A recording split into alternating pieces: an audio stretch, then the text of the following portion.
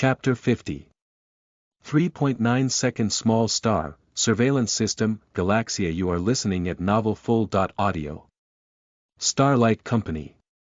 Meanwhile in the COO office, Meng Lan's office.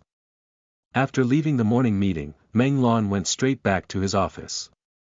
Upon entering, Chao Junzi, who left before him, had been there waiting for him. Seeing the man, he fell for waiting for him inside his office made his heart flutter for a moment. Meng Lan had been in love with Chao Junzi since high school, but he had never once thought of confessing, as he knows that this man only looks at his goals and ambition to take reins of the whole business industry which Starlight held at the moment. This is also the reason why Meng Lan wanted to take control of Starlight. He wanted to be able to stand side by side with Chao Junzi, even only as an equal business partner. With a beaming expression on his face as he closed the door of his office, "You're here, Junzi," said Meng Lan. Yeah," replied Chao Junzi while looking at the recording on his phone. It was a recording one of the attendees of the morning meeting had just taken. It seems that, like Chao Junzi, there are few more who got enchanted by Meng Anya and secretly took a photo or video of him. "What are you looking at?" asked Meng Lan, but when he saw the figure of his elder brother on Chao Junzi's phone he couldn't help but be surprised. His heart was suddenly filled up with envy and jealousy, thought his gentle fake demeanor was able to hide it well. With Chao Junzi's lips slightly upturned while looking at a photo of Meng Anya. "Your brother is really hot and sexy. Before he looks nothing but an idiot. Now that he unsheathed his fake fa.ade, his real face is truly eye-catching and alluring. Even I couldn't help but get attracted to such a little incubus," said Chao Junzi while looking love-struck. Meng Lan saw the desire and obsession within those golden orbs the man in front of him possessed. Moving his line of his to that man's target of attraction, he felt envy, jealousy and hatred coming from his heart. He couldn't believe that this man he had loved for a very long time fell in love with his elder brother, Meng Anya. This person he hated the most for having everything he doesn't have. Thoughts of Meng Lan: why? Why are you taking everything from me? Big brother. Starlight Company, which fell under Meng Anya's authority, was cleaned up thoroughly within a week. Taking the position as CEO, Meng Anya showed results which allowed even the young generation to see what kind of person he is. It only took 3 months to get Starlight fell under Anya's complete control. He even removed and blocked the possible ways that will allow one to take over Starlight. Even removing the alliance they had with Moonlight. Moonlight Company under the Chao family became a sub-company under Starlight. Chao Junzi was lovestruck with Meng Anya, allowing himself to lower his level and entered the contract that Moonlight will be a sub-company of Starlight as long Meng Anya is the CEO. Which Meng Anya accepted without question. In his mind it will only take a few months to get Moonlight completely under his, even if Chao Junzi didn't accept the contract. A year passes without worries. Meng Anya, who is currently inside his office, was seated on the office couch while doing paperwork. On his lap laid his husband's head with his eyes closed, currently napping while enjoying his wife's lap pillow. Just 3-meter distance is Lin Xiao's table, which Yi Baiyu personally moves upon Lin Xiao's orders. Ever since that night when Lin Xia confronted him about lying about his identity, the former since then have been giving him eye rolls. His big boss has long surrendered himself to be his future wife's henpecked husband, following his lady boss orders. In the end the lady boss sacrificed him to Lin Xia as the latter's little slave. Among their group he has the lowest authority. Mo Yijuan, who suddenly opened his eyes, looked at his love's exquisite face filled with tenderness. He gently pulled Anya's free right hand to his face, giving his slender little finger fleeting kisses. It is obvious that his sticky husband is asking for attention. "Wife," the sticky husband called. Meng Anya instantly moved away from his work to his attention-grabbing husband. "What is it, Ai?" asked Meng Anya with a gentle smile on his face while moving his right hand to caress his lover's sharp jaws. Mo Yijuan's silver eyes suddenly turned sharp as he spoke. "Can I kill that man who always looks at you with lustful eyes?" asked the big boss. When they heard what Mo Juan just said, silence ascended in the room. Lin Xia squinted his eyes at Yi Baiyu who was trembling beside him. Yi Baiyu knew that when his boss asked that, he was 100% serious. He truly wanted to eliminate a love rival by erasing its existence to the world. Stunned, Yi Baiyu asked, "Boss. Are you for real?" he asked, but the latter ignored him. They could see that he is looking at Meng Anya waiting for permission. Giggling at his big baby's vinegar jar overflowing. "As long as you're happy, my dear," said Meng Anya with a gentle smile on his face. This time seeing Meng Anya's joyful expression without deceit, startled the rest who were with him inside the room. Lin Xia who witnessed his young lord's unsympathetic action made him sigh, but in his heart, he was glad he decided to follow this temperamental lord of his. Beside him Yi Baiyu was dazed as his eyes widened in shock. He knew that the man his big boss fancies will not be an ordinary person, but he never expected that it would be the kind of man who can indulge his boss in any way and not care for others unless it was their own people. He watched this enchantress play with other humans without hesitation in the bar and once again saw him look like a lovable young master in front of his family clan's elders just this morning in the meeting room. He wondered which is the real Meng Anya or is he both him.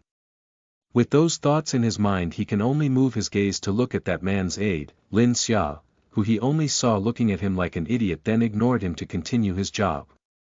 Only then he realized that it was the latter. As he expected, his big boss only smiled delightedly when he heard his wife's answer and pulled the head of Anya to give him a short deep kiss as he was very happy. The other two were forced to eat dog food live again. After that short kiss was cut, "I'm happy?" asked Meng Anya to his other half who gave him a soft kiss on his puffy lips. Kissed back, "Happy. Wife, go back with me in the city. I'll introduce you to the rest of my men," said Mo Juan. With an alluring smile on his enchanting face, "Are you sure?" "They might die if they offend me," replied Meng Anya. On the other hand, Yi Baiyu flinched when he heard that. He is sure that those bastards will definitely offend the lady boss because he looks so delicate and fragile. Not only they will definitely look down on Meng Anya because of his weaker but enchanting figure, they've also heard of the rumors of him being a useless young master which is portrayed as his fake persona. Adding up the fact that now, information about Meng Anya is considered highly classified, no one else but those who are closely related to the events within the Starlight Company knew about this little devil's real face. Mo Juan didn't try to cover up his subordinate's shortcomings and instead said, "Some will, but you can do whatever you want with those. I want the whole city to know that you are mine. Let's go, okay?" Everyone's eyes were on Meng Anya waiting for his agreement. This is especially true to Yi Baiyu who wished to warn his comrades and avoid this lady boss in making his move personally. Because him moving personally means that someone will lose their lives. A smile full of fondness appeared on Anya's gorgeous face and said, "Sure, my dear." Mo Juan also smiled when he heard that his wife agreed to go to his house with him and hugged that slender waist of his. "Baiyu. Make the preparations. We'll return for dinner," said Mo Juan. "I'll gather everyone tonight, boss," replied Yi Baiyu, who took his leave to do his duty after bidding farewell to his boss and his lady boss. He also peeks at Lin Xia who gave him the usual eye roll before taking his leave. "Xia. Invite my big uncle to join dad for dinner. Tell them I won't be home tonight. For your payment let's see." "I'll give you this," said Meng Anya, who threw a screened watch towards Lin Xia. Lin Xia, who was bewildered upon receiving the watch, looked at his lord. With his eyes asking what is this? Meng Anya smiled at his reaction. "Why don't you try putting your finger on the watch's surface?" said teasingly Meng Anya. Mo Juan watched silently with his head still on his wife's lap while Lin Xia followed what Meng Anya just said. The moment he put his index finger on the watch a monotonous robotic voice was heard. "Fingerprint recognized. Sir Lin Xia. This is subsystem Milky Way of main system Galaxia at your service." Under user Xia's permission, the surveillance subsystem was activated. Targets under register are people under Starlight Company. People of Underworld City.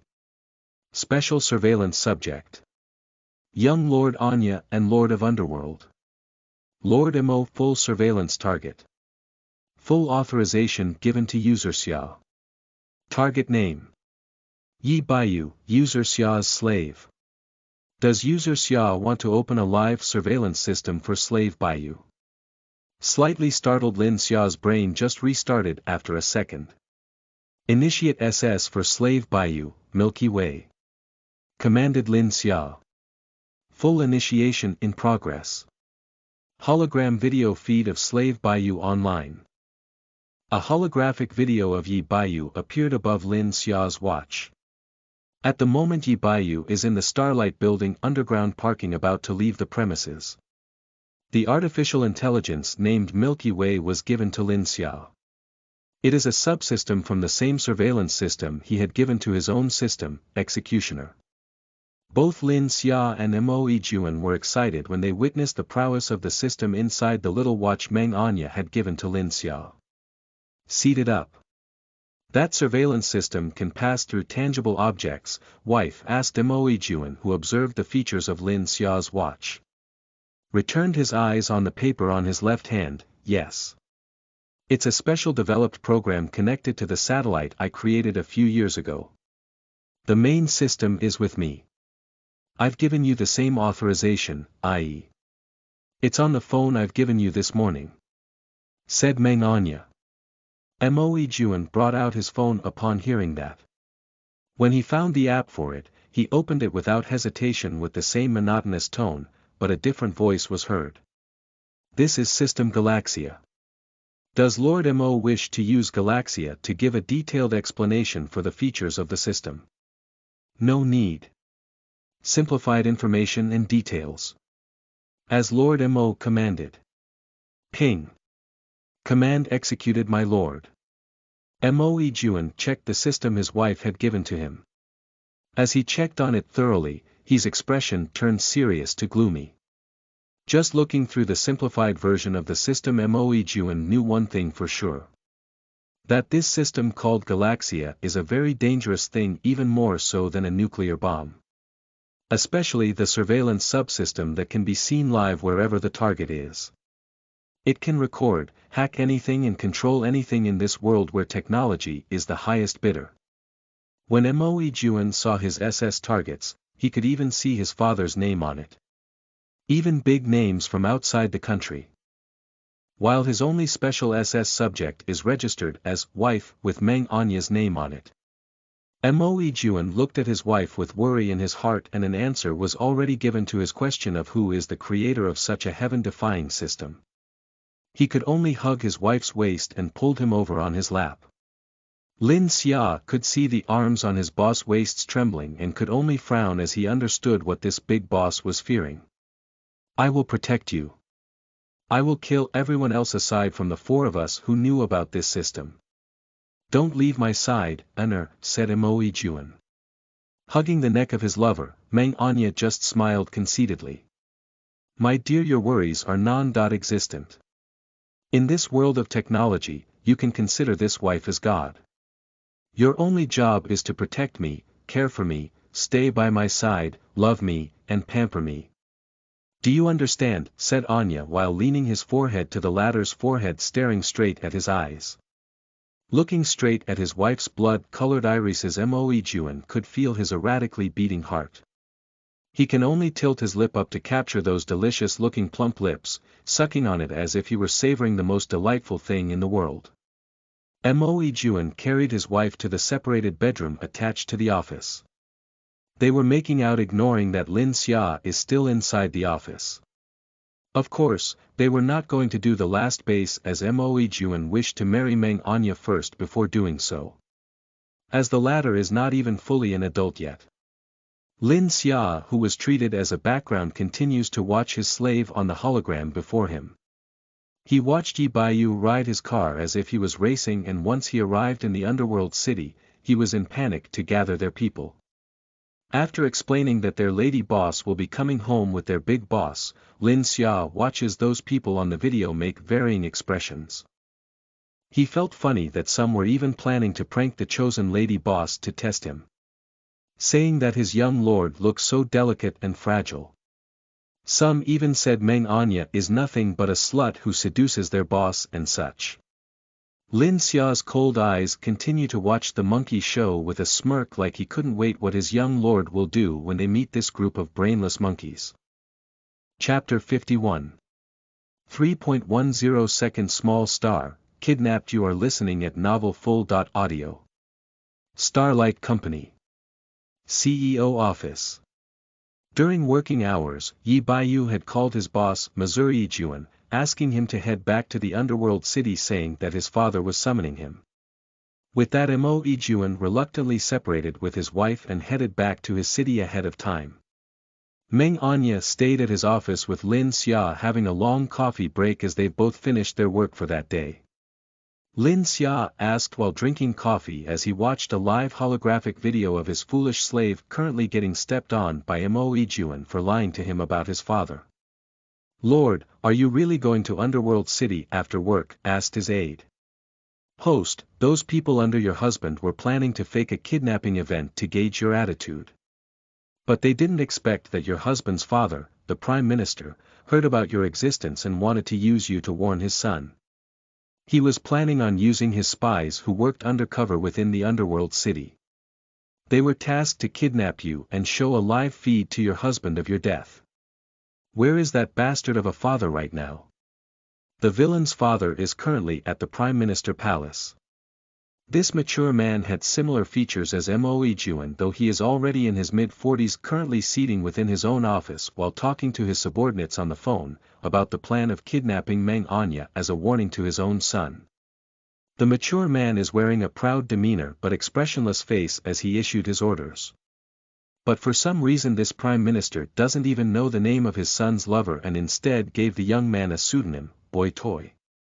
Obviously this person doesn't care who Mo Yijuan's lover is, as long as he can warn his boy to hold back his claws. Leisurely looking at the surveillance data his system had gathered. "Pfft, funny old bastard," muttered Meng Anya. Lin Xia called, "My lord. It seems that Sir Mo's subordinates were planning to kidnap you as soon as you entered Underworld City without Sir Mo's permission. Do you wish for me to inform Sir Mo?" asked his aide. "No need. It's not like they were really IES people. You'll go ahead and meet IE for me. Pass a message to his for me." Understanding his lord's meaning, he knows that someone else is intending to kidnap his lord, but seeing that his lord wants to play around, he only needs to pass a message and nothing more other than that. "What's the message, my lord?" asked Lin Xiao. "Tell Yijuan. Go pick me up afterwards, my dear.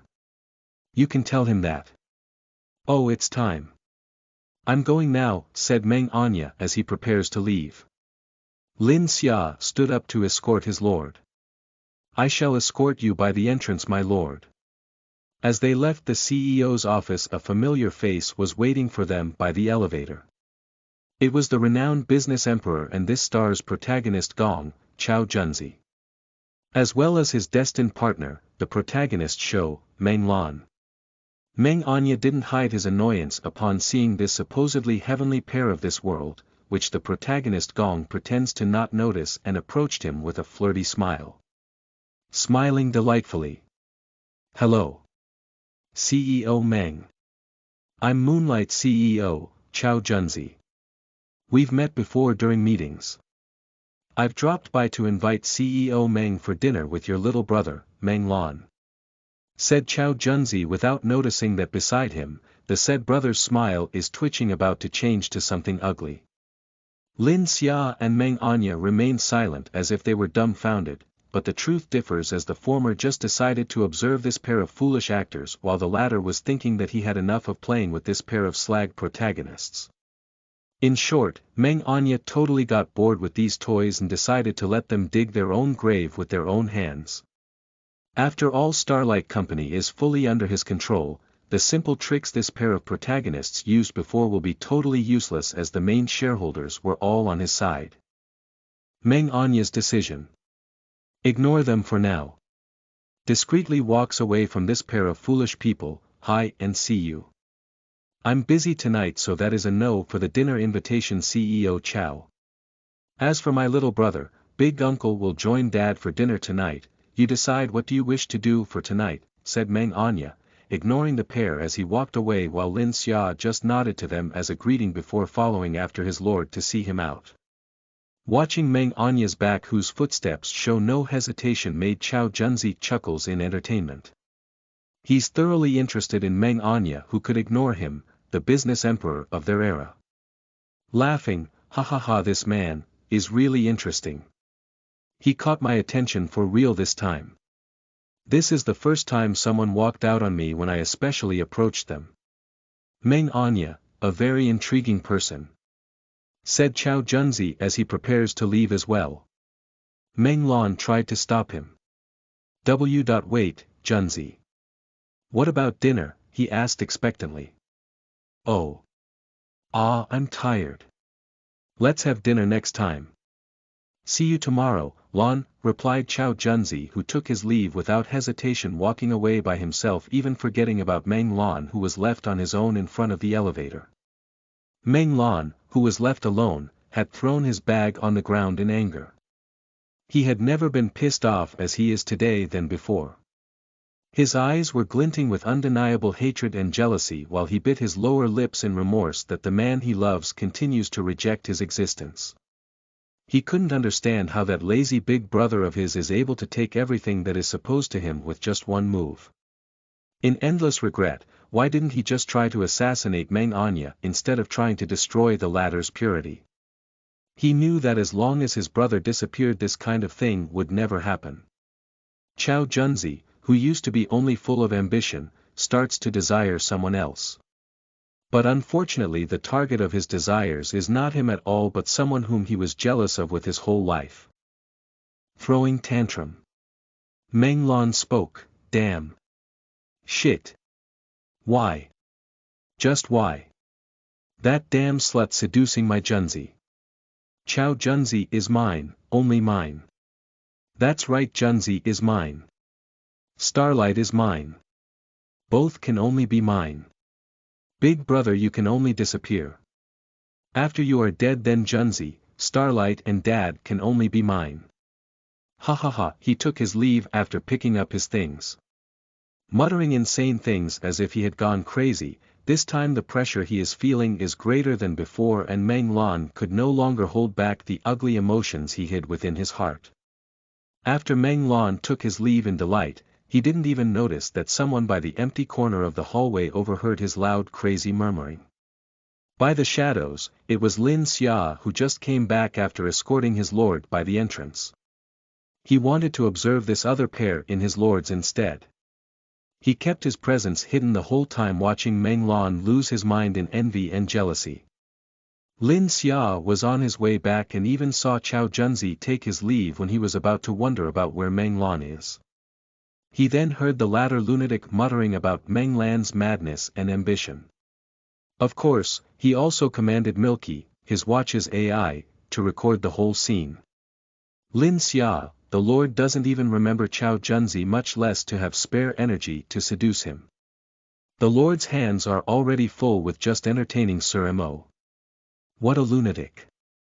One is an arrogant peacock who thinks everything should revolve around him, while the other is a two-faced jealous freak who passes the blame to his brother because of his incompetence. Evening. Meng Anya was asleep the whole time as soon as he entered the luxurious black car that was said to be sent by his beloved to bring him over to his city. He was in slumber on the journey. When Meng Anya opened his eyes, the scenery before him had greatly changed. From the interior of a luxurious car to an abandoned semi-destroyed warehouse. Both his hands were pulled to his back and feet were tied with a rope. He is currently seated at a dusty broken couch like a bag of rice and was surrounded by a group of men that looked like thugs, hitmen and mercenaries mixed together. A clamor was heard as he opened his eyes. Wu, finally our princess is awake. Kiki, princess, don't be afraid. Uncle just want to play for a bit, is this alright? Won't the big boss kill us? It will be alright. We'll scare him for a bit and return him soon. What are you thugs playing about? Go drag the brat over. The boss said to bring him over and torture him. Ha! What the hell are you talking about? There is no way the boss gave an order like that. Shut up. Orders from above. Bring him over. The group were divided to those who are completely loyal to Moe Juan and to those spies who were under orders to kill Meng Anya. After glaring at one another and arguing, one of the men from the Moe Juan side decided to call the big boss Missouri Juan. Stop fighting. Let's stop this charade and just call for the big boss for confirmation whether to kill the brat or not. Bang asterisk someone from the opposed group and one who was urging for Meng Anya to be tortured then killed, pulled a gun out and shot the man who was intending to call Moe Juan. As soon as one pulls out a gun, the others do too. Fuck. Why the hell did you shoot? Are you a spy? Damn. Protect the young man. The group that was loyal to Moe Juan tried to get to Meng Anya's side to protect him, but the latter group was faster and dragged Meng Anya to their side like a bag of rice and put him down on a wooden chair without any gentleness at all. One of the men even pointed a gun on Meng Anya's head with an evil grin on his face. Don't move. Else I'll blow off this princess' head. Upon hearing that, the loyal group really stopped moving as they looked at Meng Anya's pale white scared expression. At the moment Meng Anya is acting like a weak little princess that was caught by the bad guys. His expressions were showing extreme fear, his face twisted as if he was about to cry any minute, while even trembling like his soul was about to fly out his body. His current state made those from the loyal group think that this young master is indeed a useless and weak man that seduces their boss. They couldn't help but click their tongues in disappointment, but there is fear in the heart. Thinking how their boss would treat them if something really happens to this little princess. They could only try to beg the other side to not hurt Meng Anya. Stop. Don't harm the kid. He good. Throw your guns and weapons our way and we'll tie you up. Don't worry. Our task was only to torture this boy and kill him in front of Big Boss. I mean the Big Boss's son. Hurry. Do you want your lady boss head to explode like a squashed watermelon? Stop. We'll do it. Seeing the gun pointed at Meng Anya, the loyal group could only do what they asked for. Guns, knives and all other things that can be used as a weapon were all thrown at the ground, towards the other group without hesitation. They were more afraid of Meng Anya's death than their own. After all, the boy is their big boss' only beloved. When the boss returned to the mansion this afternoon, they saw how his deadpan face changed to a smile whenever Meng Anya was mentioned by their leader, Yi Baiyu. They then knew in their heart that Meng Anya was truly their boss' most precious person, but the reputation of Meng Anya as a hedonist little young master is infamous in the whole capital, and they couldn't accept that someone like that is chosen to be their lady boss. They just couldn't accept it, which is why they've planned to prank kidnap the boy and scared him off. They have never expected that their enemies will take advantage of their foolishness, putting the boy in grave danger. If Meng Anya died here, the big boss will kill not only the spies, but also them, which they truly deserved if the boy truly died. After the other group of men tied up the rest of the people who are completely loyal to Moe Juan, someone from the opposed group brought out a tablet and video called Moe Juan. Currently, Moe Juan just received the message from his wife's aide, Lin Xia, who just arrived in this mansion. As soon as the message was passed to him by his wife's aide, he immediately took off with Yi Baiyu and Lin Xia following behind them. The subordinates who didn't agree to pranking the lady boss and stayed in the mansion the whole time came with them, intending to look for the others. They've all confessed to their boss and leader about their comrade's foolish plan of trying to scare their future's lady boss. As soon as Moe Juan heard about their plan and Lin Xia's message that his wife was kidnapped, his expressions turned completely dark with anger. If not because his wife's life is in danger that he would have punished his people for being this stupid. He immediately used Galaxia to pinpoint his wife's location. The heavenly defying surveillance system only took a few minutes to give him the exact location of Meng Anya. They've all left to save him. They are currently in the car, on their way to the location Galaxia has pointed out for them. The place is not that far from the mansion as the abandoned warehouse is located at the outskirts of the underworld city. It was by then that he received a video call from his supposed subordinate that ended up as a spy from his father's side. As the video call connected, the image of his wife being tied up and grabbed by hair to force him to look at the camera with wet misty eyes appeared on his tablet's monitor. As soon as he saw that scene, the grip on the tablet was further hardened. It was Yi Baiyu who saved the tablet from his big boss anger. "Fuck. What the hell are you shits doing?" shouted Yi Baiyu on the tablet. "My lord," said Lin Xia. Mo Yijuan's face darkened with anger, his eyes were turning red from immense hatred, fear, and rage. "If you harm Anya, I will kill you," said Mo Yijuan with a 0-degree emotionless voice. Chapter 52 3.11 second small star, The Devil Descends. You are listening at Novel Full.audio. From the tablet, they could see Mo Yijuan's face darkened with anger, his eyes turning red from immense hatred, fear, and rage.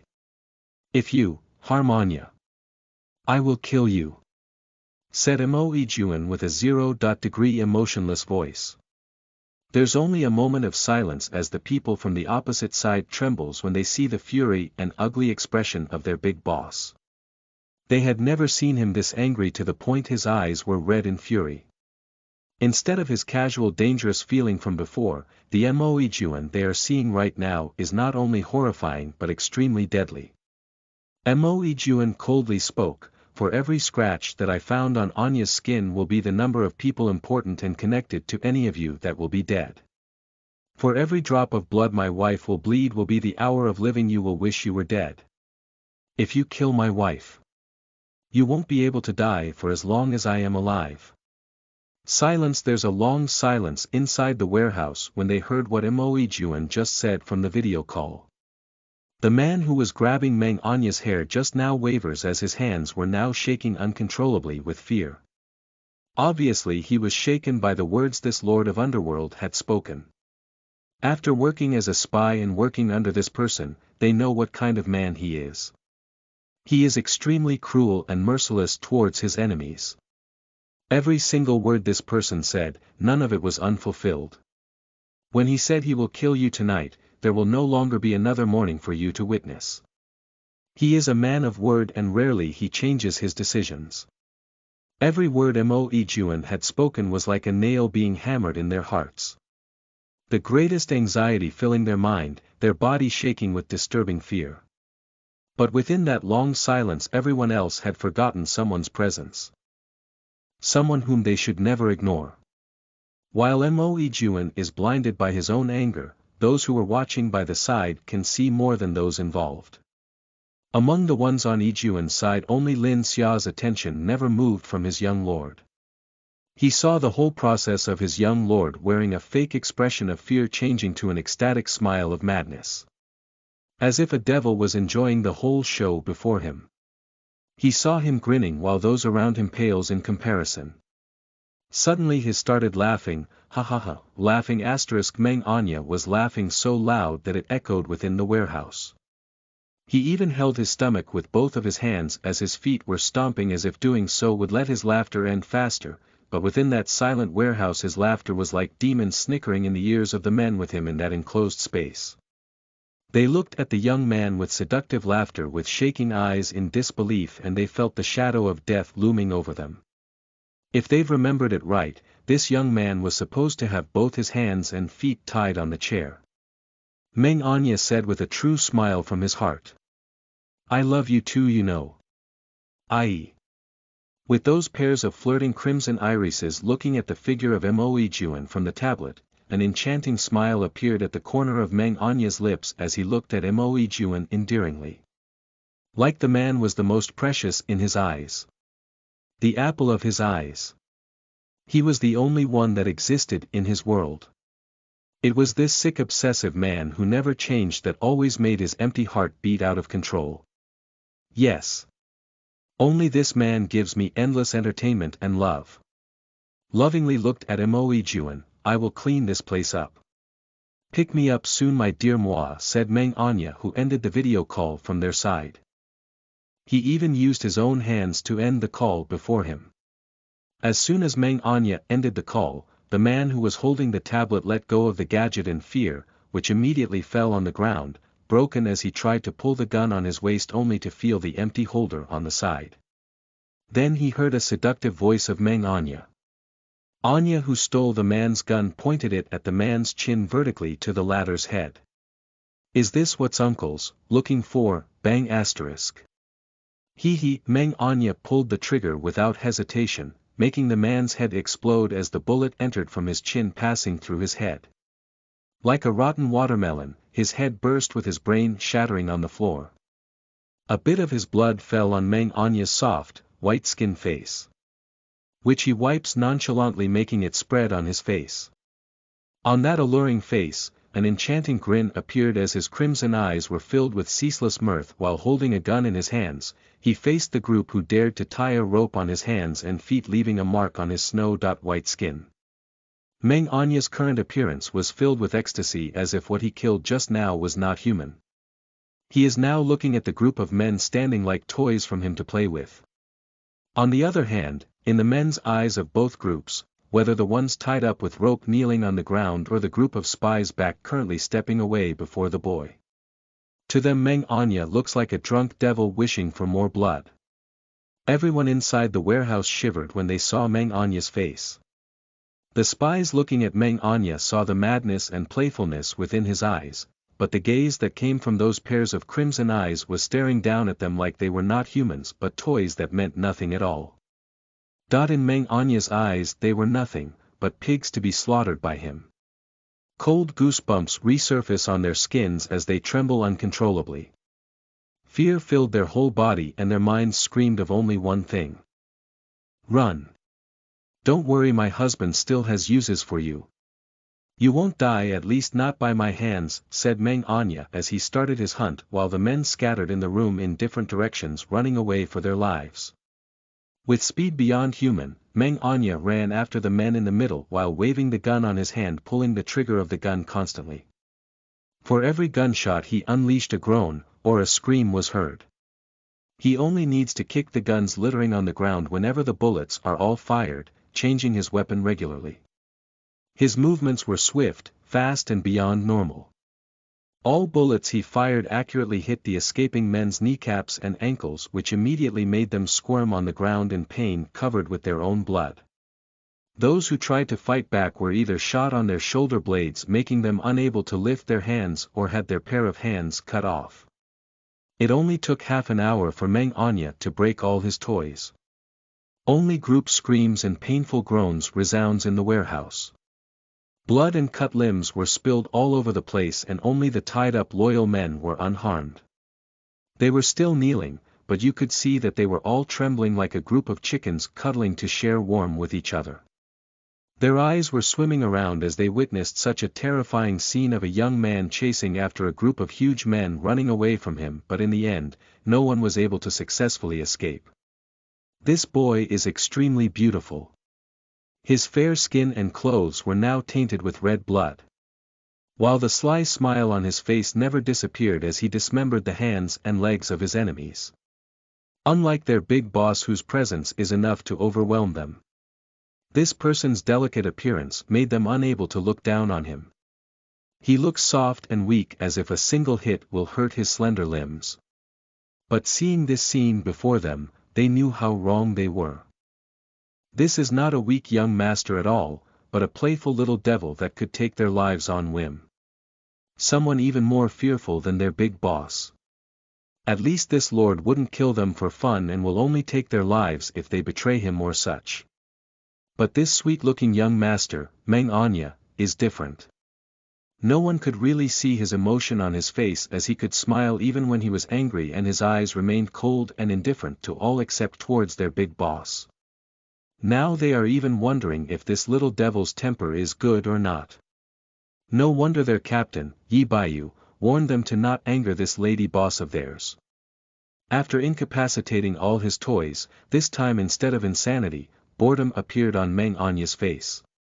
He finished his fun and even showed his husband's people his skills. With one glance, he can see that he had overdone it this time, seeing this group of foolish but loyal men of his husband look at him with a pleading gaze. He casually threw the 2 knives on his hands to cut the ropes of 2 lucky men nearest to him. This action of his freed the 2 from being tied up. He looked back and saw the freed 2 men looking at him stiffly. His right eyebrow raised as he looked at them with calmness in his eyes, which made the remaining group feel relieved when they saw him yawning. One of them immediately cleaned up the dusty couch and covered it with a thick clean blanket from the warehouse. They even prepared a huge pillow and extra blanket for Meng Anya. Yawning, Sai freed the rest and cleaned up. "I will be here soon. I wish to take a nap for a moment," said Meng Anya. "Lady boss, please take a nap. We'll do the rest of cleaning up," a man from the loyal group said. Handed a huge pillow to Meng Anya. "Please have a nice rest, young master." Meng Anya accepted the pillow and hugged it as he laid on the covered in silk broken couch from before, but this time it was repaired and cleaned on spot, which made it unbelievable that they were in an abandoned warehouse. Closing his eyes to sleep, yawns wake me up when I arrive. Zzz, said Meng Anya, who immediately fell asleep as he hugged the huge clean pillow prepared for him. One of the men even covered him with the extra blanket, extremely careful with his movements. Speaking with a low tone of voice, "Go. Clean up and be careful not to wake up the lady boss until the big boss arrives." "Yes," they all answered in the same volume of voice. The men from the loyal group did their job in silence, even covering the spy's mouth when they were about to scream in pain as they were moved to be gathered in one place. Their actions were all done carefully and precisely in a quiet manner. Completely afraid of waking up the sleeping lady boss within the place. After another hour, they finally heard a car coming over. As soon as the car stopped, the men inside the warehouse lined up to greet their big boss, but before the greetings came out of their mouths, they were frozen by the fierce glare Moe Juan welcomed them with. They could only swallow the words by the tip of their tongues and lowered their heads in guilt. Moe Juan ignored his men and walked further inside looking for his wife. Everyone can see his urgency in his large strides as he walks forwards. Following a few steps behind their boss is their leader, Yi Baiyu, and a cool man in a suit called Lin Xia. As soon as Yi Baiyu spotted them, he scolded them immediately. "Didn't I've warned you not to do it?" reproached Yi Baiyu. They lowered their heads even deeper. Sorry leader. We won't do it again. We. No, I will serve the lady boss with all my heart. I will as well. Lady boss is a god. Right. Right. Me too. Served God. Fuming Yi Baiyu, who is serving whom? The only person allowed to serve Saozi, sister.in.law, is the big boss. Do you want to die by the big boss hands? Shouted Baiyu. Lin Xia hit the back of his head. Shout and wake the Lord up. Then you will really die, said Lin Xia, which immediately shut Yi Baiyu up. They saw Moe Juan walking towards them with a huge human cocoon in his arms. Everyone kept quiet in the presence of 2 great gods. Meng Anya, who was carried as a human cocoon, continued his sleep undisturbed in his husband's arms. He played enough that he fell in deep sleep from tiredness. After all, his current vessel is unlike his original one. This one is weak and untrained. That action just now is just Anya exerting the body's limits to its fullest. Moe Juan understood his state and let him keep sleeping. Moe Juan said, "Punishment. Triple your training regime for a month. Failure to do so, I'll send you to Africa to mine." The punished people accepted their punishment without any disagreement. They knew that if not for Meng Anya, tonight would be their death day. There is no way those spies will leave them alive. Boss, what to do with the rest? Asked Yi Baiyu. Separate the one who grabbed the hair of my wife. 1,000 cuts and feeds him to the sharks. The rest, end them and burn the warehouse. Ordered Mo Ijuan, who walked back to the car with the human cocoon on his embrace. This time no one followed him to the car. Even Lin Xia stayed in the warehouse with Yi Baiyu. The car left without waiting for anyone else, leaving Yi Baiyu and Lin Xia to take control of the remaining men and clean up the place. After they saw the car of their boss leave, few men from the group who witnessed the scene of Meng Anya's slaughter, outfield, or infield, all scattered in the wild to puke. Few men with strong stomachs like Yi Baiyu and Lin Xia only have pale faces and chills in their bodies. Forget the ones who had witnessed such inhumane scenes with front-row experience. Those who were in the car were given special access to their boss phone, which allowed their phones to be connected to the live feed of what happened right after Meng Anya ended the video call. At the beginning they've watched such a slender weak-looking young master move fast beyond human means, steal a gun and shoot a man's head with a smile on his exquisite face. After that the whole scene where the men of their size run away in different directions to be hunted by this smiling man, treating them like toys to give him entertainment. They were all men of the dark side, but such cruelty where the hunter treats his enemies like moving sandbags. A normal knife in the hands of this young master had become a deadly weapon that could cut limbs like tofu. What's scariest in that scene is that the young man had an ecstatic expression on his face as if he enjoyed such hellish scenes. Pale-faced Lin Xia and Yi Baiyu. Xiar, did you know that your lord is a devil? Asked Yi Baiyu, pallid look. Lin Xia frowned. I only knew he changed, but not to this extent. But I don't think you are in the right to ask. It's not like your boss is any different. Yi Baiyu can only smile bitterly when heard what Lin Xia said. Indeed, they are really a match made in hell. Humph. The one who would be dragged in hell will be you if they heard that. Do your job, it's already almost dinner time, said Lin Xia, who looked for somewhere to rest while waiting for others to finish their errands, as he can only return to the mansion with them. Chapter 53. 3.12 second small star, Midnight Visitor. You are listening at novelfull.audio. Midnight. Underworld City. Mo Ijuan's mansion. Mo Ijuan and everyone returned back to the mansion and had a heartfelt dinner with all of Ijuan's subordinates welcoming their lady boss and his confidant, Lin Xia. After a late dinner meal, the group decided to get drunk as they celebrate. Most liquors and alcohol were just taken from the warehouse under Yi Baiyu's orders. It didn't take long for most of them to become drunk. Yi Baiyu was the one in lead among the drunkards. A drunk Yi Baiyu raised a wine bottle on his hand with flushed cheeks. Drink more. Drink. The boss allowed us to get wasted for tonight, yelled this red-faced man under the intoxication of alcohol. Seated beside him, Lin Xia is looking at him with a stern eyes. Did you even check the drinks you've taken from the warehouse before drinking senseless? Hick. No worries. All items from inside the warehouse were checked through properly. Xia, you should drink more. Drink with me, said the drunk Yi Baiyu, who pasted himself on Lin Xia's back like some kind of sloth. Lin Xia scolded him, can't you seat properly while you drink, while trying to push away the drunkard on his back, nudging him with his elbow. Everyone in the area mostly drank except for a few. Lin Xia controlled his drinking. Meng Anya refused to drink as it doesn't meet his taste. Mo Ijuan, who seemed to just take a few glasses, held himself back as his wife was looking so sleepy on his lap. Looking at the wasted appearance of his people, Mo Ijuan decided to end the party on his side while letting the rest continue drinking on their own. He carried his wife to his room. After taking a short bath, they both laid on the bed with Mo Ijuan back flat on the bed's headboard and Meng Anya's head on his lover's lap. Enjoying the gentle caresses of Mo Ijuan on his hair, Meng Anya laid on his lover comfortably. Aren't you going to ask why my father kidnapped and ordered to kill you? Asked Mo Ijuan to his wife, who moved his head and looked at him while borrowing his lap as pillows. With a playful smile on his face, Meng Anya replied. No need. I know the reason.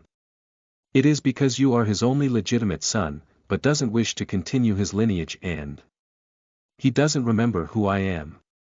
You know my father? Asked Mo Juan with slight surprise. Meng Anya, of course. I am the only person in this country that almost killed him. Mo Juan could vaguely remember that one time before his father seated on his throne as prime minister. His father kidnapped a stunning elegant lady with crimson eyes like his wife. That lady is the only woman that his father is deeply infatuated with. He abducted her despite the fact that the lady is a married woman and a mother of a young boy. At that time he didn't know what really happened. All he could remember is that an adorable young boy who looks like an angel descending on earth ordered a group of muscular men to beat up his father despite knowing he is a prime minister's candidate. He did remember vague memories of that chaotic scene, but for some reason the news of what happened in that place never comes out to the public. Afterwards he heard rumors that the government sent out a sealing order to keep whatever happened in that place a confidential secret. And those he was there at that time were forced to sign an agreement to stay silent. As he was still a minor that time, he was spared of that contract. At that time Mo Juan's mother standing in the house was not good. His existence was not even nicer than those illegitimate children of his father. Even his father himself doesn't accept his existence as his mother was never loved by his father. He was born because of a drug and alcohol's fault. If not because his mother's family is within the elite clans, his father would never marry his mother. Juan knew his standing as his mother was also at fault because it was because of her schemes that he was created. His mother drugged his father's drink in one of the parties and so he was made. After freeing his mind of his thought, he looked down and saw his beloved focusing his gaze on him like he is the only one worthy to enter his sight. Those pairs of crimson orbs were filled with avid love and tenderness, which was completely different to those apathetic eyes full of mirth and playfulness when he was having fun with those group of traitors in the warehouse. When he saw that scene in the warehouse through his holographic video from his phone using Galaxia's surveillance system, he felt that his beloved is not only playful but also extremely dangerous. The Meng Anya of that time seems to love blood and destruction. As if death itself was a natural thing for him, especially the death of others. The disdain and indifference for the world can be seen in those crimson eyes. Mo Juan looked straight at those loving eyes. Wife, do you care about the world? Not really. Replied Meng Anya without hesitation. Wife. What do you hate the most? Boredom. What do you love the most? You. Me Juan asked, after me what do you like next? It took a while before Meng Anya answered that last question. An entertained smile appeared on Meng Anya's face as he wrapped his hands around his husband's waist. Destruction. Silence ascended in the room. Though Mo Juan had already expected it, he never thought that his wife would give him a straight answer that rendered him speechless for a moment. Meng Anya on the other hand noticed his husband's reaction and thought that maybe he frightened him. He could only tighten his arms around his man while trying to explain things in his own way despite his sleepiness assaulting him. But, as long as you are around, I won't go destroying things. To me, you are my only shackles. My solitary love. Replied Anya as he closed his eyes as he let his dreams hunt him in his sleep. Mo Juan's hand keeps on gently ruffling his wife's soft hair, but his original silvery irises changes to deep obsidian which glints with stars as if the galaxy converged within it. His expression softens as he observes the sleeping enchantress within his reach, lovingly wishing to imprint the whole figure of his other half to his mind. Mo Juan is currently his name at the same time not. Shackles. Indeed, I am your fetters because you are my chosen prisoner. My one and only obsession, Jinger. Whispered by this man who called himself Mo Juan in this world. Mo Juan moved to change his position preparing to sleep. After turning the lights off and pulling his love to his embrace he let sleepiness succumb him and entered a deep slumber. When his breathing relaxed and fell into deep sleep, Meng Anya, who was in his embrace, suddenly opened his eyes. In his mind he ordered his system to get something in a mall. It's a special type of incense called soul slumber drop which affects even a god's soul and forces it to deep sleep. He had plans that had to be done tonight. Some things needed to be done alone, which is why he put his husband to sleep. One is to allow him to rest and second is to check on something. "Exe, how long would this incense last?" asked Meng Anya to his system. "I've redeemed the strongest type of inducing sleep item as the host requested. It will make a human enter deep sleep for the whole night and no matter what happens he won't wake up. Please don't worry. Host is still able to redeem 4 items from the mall."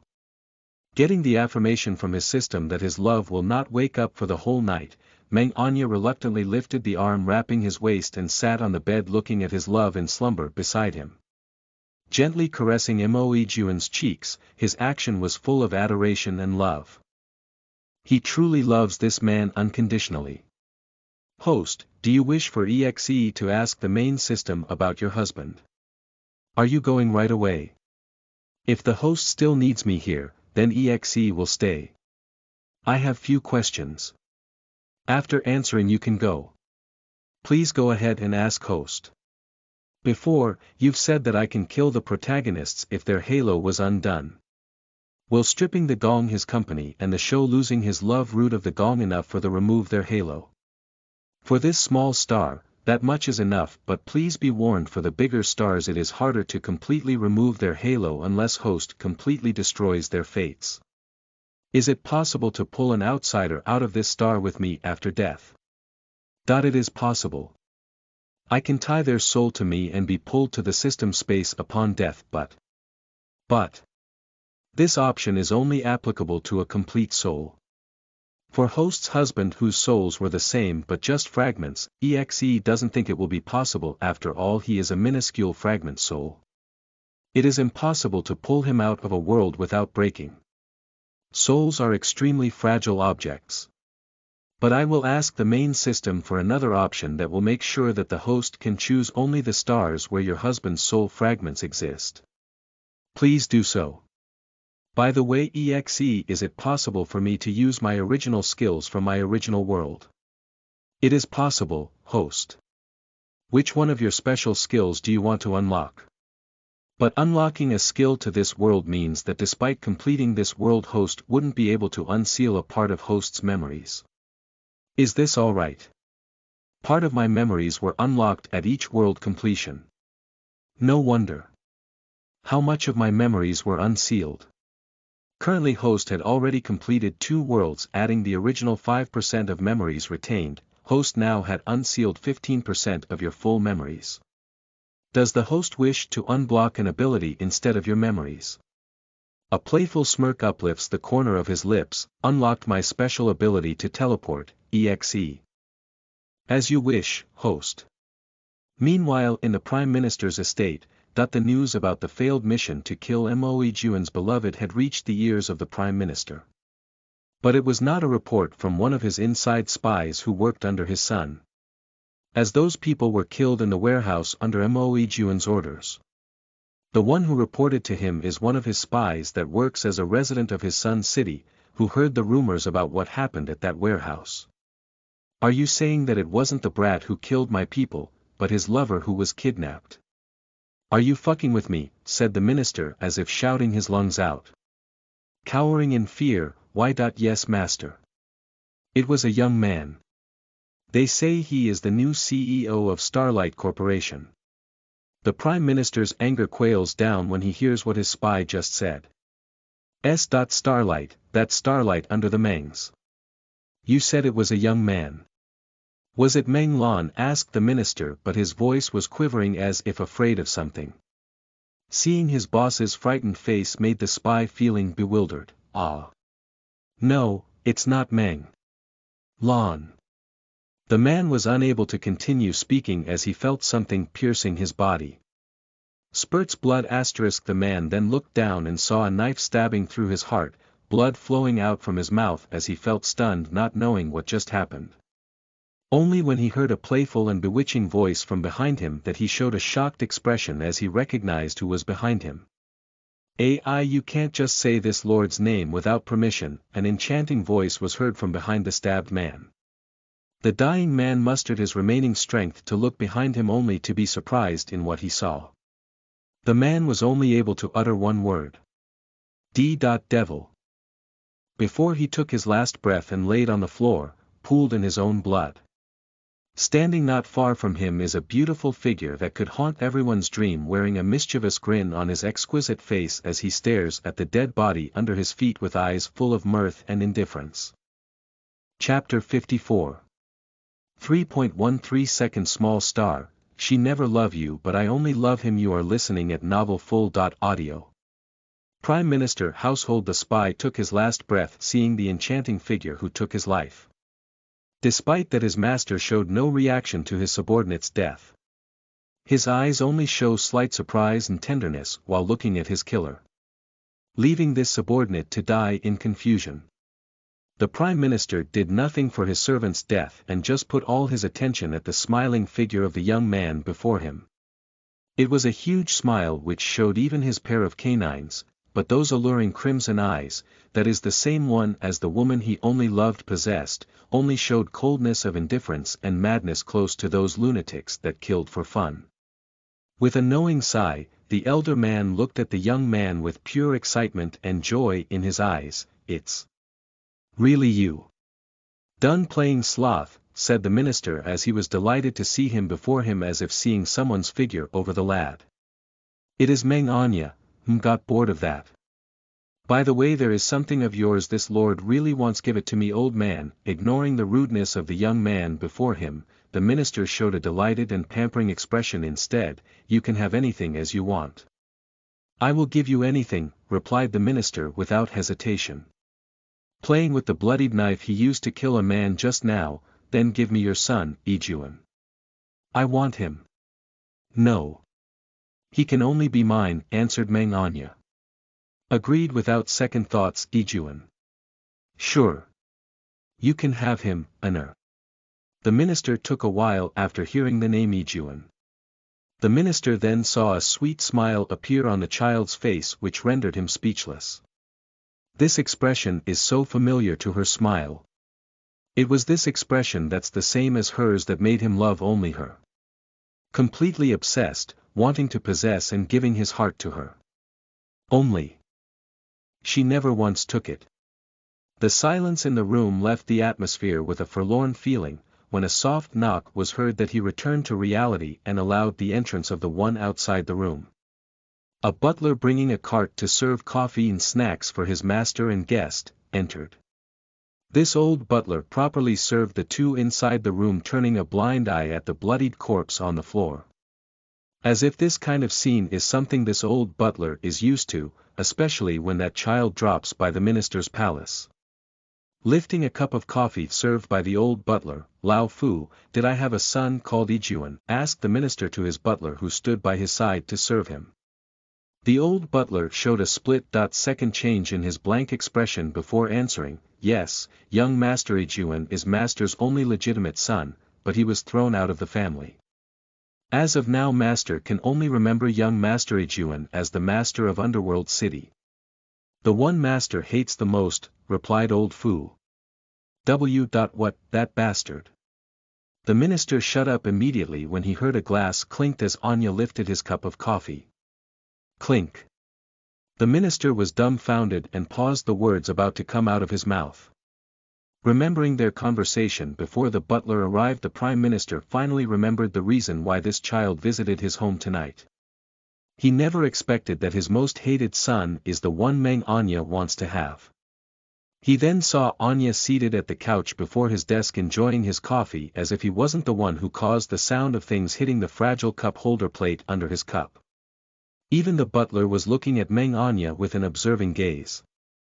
Silence spread inside the office. It was until Anya finished drinking his coffee that the conversation continued. Meng Anya said with a gentle smile on his face, "You gave him to me. So, Mo Ijuan is mine now. Which is why, you are forbidden to harm him, to assassinate him or touch his people and his land. What happened this afternoon should be the last you would attempt. The two old men in the room would be a fool if they still couldn't understand what the young man wanted them to know. It's obvious that Meng Anya likes Mo Yijuan. Causing the old butler a relief in his heart while disbelief and envy in the minister's heart. Why only him? Why do you like him? I loved your mother the same way, but she never reciprocates my feelings. Why would a bastard like Mo Yijuan have your heart when your mother didn't even let me try entering hers? What's the difference between me and Yijuan? The minister's outburst was heard in the vicinity. His tone was filled with disbelief, envy, jealousy, and hatred. After all, the minister spoiled and treated the young man before him like his blood-related son more than his real sons. This man loves Meng Anya's mother to the point of obsession, like how Yijuan's feelings towards Anya, but unlike Anya, his mother only loves his father, Meng Huang, and didn't even give this old minister even a hint of hope to attain her heart. Which is why after she died, the minister treated her son like his own son, giving him everything. He gave even more so than what he provides to his legitimate and illegitimate children. That is why when the minister heard that Anya fell for one of his sons, a child that is born out of schemes, someone he hated the most for his outstanding capabilities, he couldn't accept it as reality. He was extremely envious. Why is it someone that doesn't even enter his sight be someone his beloved's woman's son, someone to fall in love with? He remembers this child's sweet smile just now. He knew that Meng Anya loved the son he hated the most, Mo Yijuan, the same way this child's mother loved her husband. A love that he can never have. By then he felt that the world was unfair. Meng Anya, you've asked the wrong question. It's not the difference between you and I, but the heart. My mother doesn't have the heart to accept you because to mother, her love can only be received by my father. Like how I love Yijuan no matter whether is your son or not. Meng Anya's answer struck the minister speechless. His mind turned blank and fell in daze. Disbelief, disappointment, and unfairness was shown within his old eyes. The minister felt dejected and despaired by the truth he couldn't accept. The room was once again quiet. Only when Anya finished his coffee that he prepared to leave. My business here is done. I shall take my leave, said Meng Anya. The butler, Lao Fu, please let this old man escort you out, my lord. Meng Anya nonchalantly agreed, before I forgot. Old man, removed your people within the city by morning, else they will only die by my hands, and direct or indirect, if you dared to even leave a scratch on IE, then this lord shall come visit to send you to an early grave, my future father. In law, said Meng Anya as he left the room with the old butler following him out. The minister only sees him out with his gaze imprinting that familiar silhouette of the only woman he loved with all his heart. By the hallway, the old butler was following Meng Anya to escort him out. There's only silence between the two, but Anya couldn't ignore the questioning eyes that pierced his back. Meng Anya spoke, speak. What do you wish to ask? Butler Fu asked, my lord. Do you really love young Master Yijuan? There's a serious tone in his voice when he asks. A small gentle smile appeared on the young man's face. I do. With my everything. Does this calm your heart's anxiety? Replied Meng Anya as he paused for a moment and looked at the old butler with eyes filled with endless love and obsession. Though the child's eyes still showed his normal madness, now there is calmness and playfulness. He believes that the child spoke of the truth. Taking a calming sigh. Yes, it did calm this old man's heart, replied the butler with a kind smile sprouted from his aged face. Meng Anya gave the old butler a snort before continuing to walk. You should attend our wedding as IE guardian. That old man won't attend it anyway. The old butler watches Anya from behind with a gentle spoiling gaze. Thanks to his master's obsession with this child's mother, after the death of Lady Shui, his master's love and care were passed on to this child. It can be said that in the Prime Minister's eyes, Meng Anya is his son with no blood relation to him. This child is his most beloved woman's child and loves the boy like his own. Even more so than he should towards his own blood-related children. It was this old man who does the work of observing the child's daily life. If there is someone aside from this boy's family, it can be said that this old man knew things about Anya more so than other people. The house of the Prime Minister also knew the real identity of this beautiful child. To this old butler Meng Anya and Mo Yijuan can be considered as his grandchildren. This old man knew that Anya is a genius with unparalleled IQ. He knew that the child left the company to fulfill his elders' and mother's only wish for him to be a normal child. Attending school and making friends. He also knew that this child hated boredom, but still decided to complete his mother's wish and acted ordinary until that day the illegitimate child tried to cause him harm. He knew what happened in the bar that night. He also knows the devious plan that the evil child tried to do and was planning to save Anya in case someone went out of this child's control. That night he coincidentally visited young Master Yijuan and overheard the plan of that evil boy. That bastard Meng Lan wanted to have Meng Anya be gangbang in his young master's place. This plan is preposterous. When he was about to inform his young master about such a devious plan, he witnessed Meng Anya personally destroy the mask of hedonism he wore above his true face and return to that fearful devil that even his master feared. While watching in the shadows, he even witnessed his young master's eyes sparkled with delight as he saw Meng Anya. With his instinct and experience as an old-timer, he knew what kind of gaze the young master is giving the young lord. That gaze is full of interest, desire, passionate love, and obsession. Like how his master looked at Lady Shui. When he witnessed that, this old butler felt that the young master is truly the master's bloodline. They both fell for the person they shouldn't have. Or so he thought so until tonight. This old man only knew that these two children only met a few months ago, but even he could see that the feelings they had for each other transcends that of common sense. It is as if they've known each other for a very long time and the love they shared is unbreakable and full of obsession for each other. By the time they've reached the front doors, Old Fu and Meng Anya were welcomed by a familiar man. The current season is early winter. Snowfall in the middle of the night had begun to descend from the sky.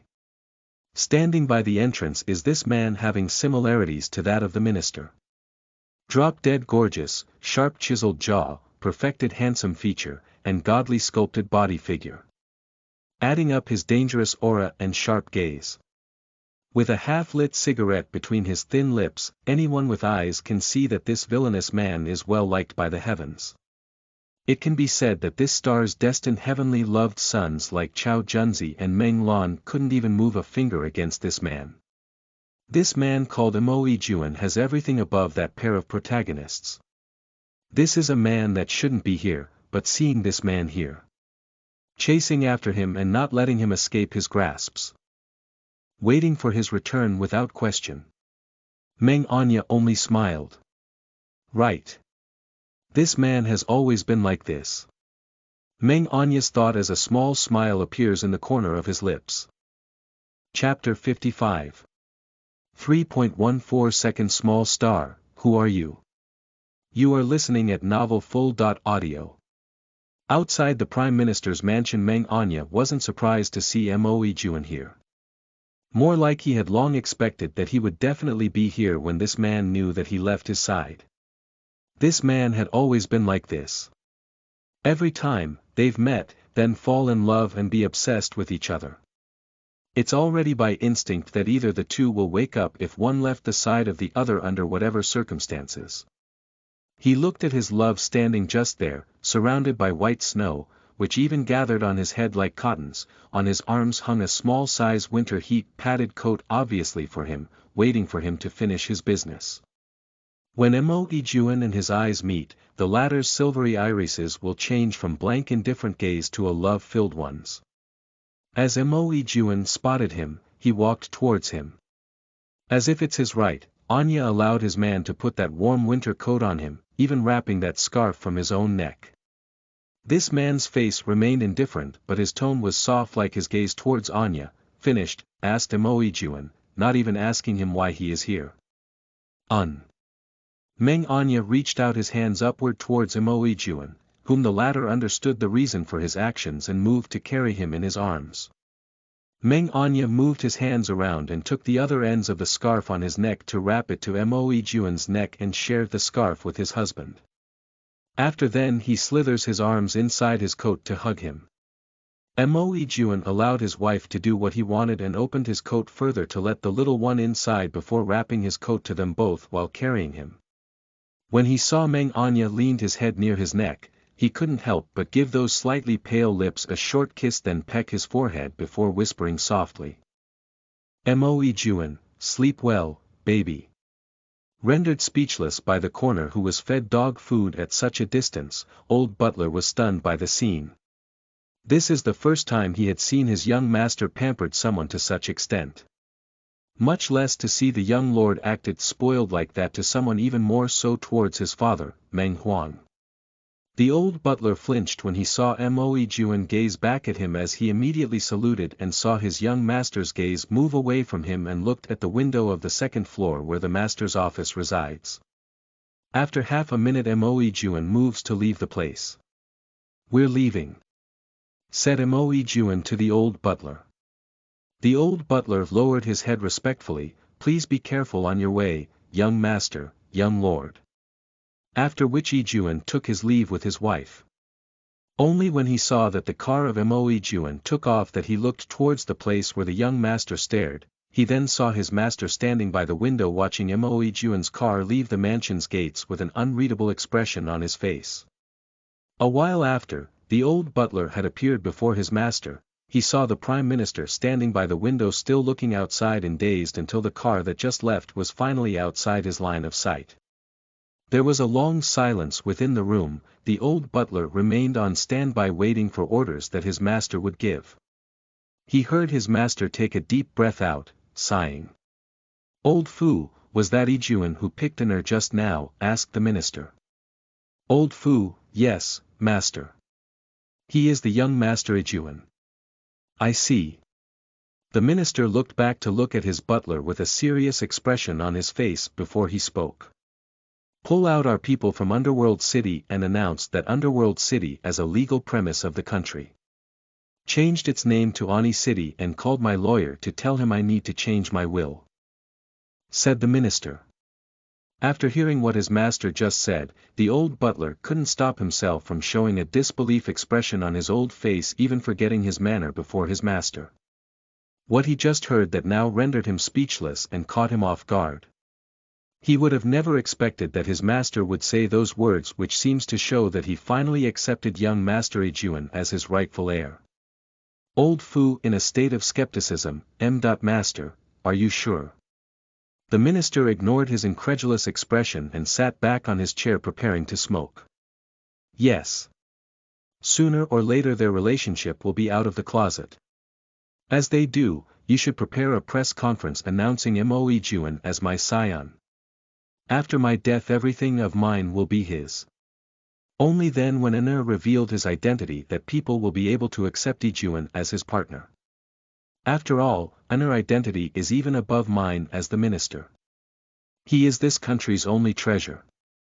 Yijuan at least need my backing as the minister's son for those greedy old men to accept him." Old Fu kept silent. He understood what his master was saying. After all, he has been by the side of the young lord ever since his master fell in love with the lady of Shui. He also knew how important that child is to their country. This old butler also knew why his master made this decision. Even though most of this decision is to clear a path for his young master, he knew that his master is only doing this for the young lord. Because for the master, the young lord is the most important person after Lady Shui. Young master Yijuan had never been the reason for this cold man's kindness.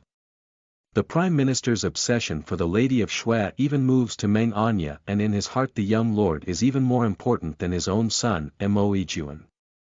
While you're at it, go prepare special forces to protect those two in shadow.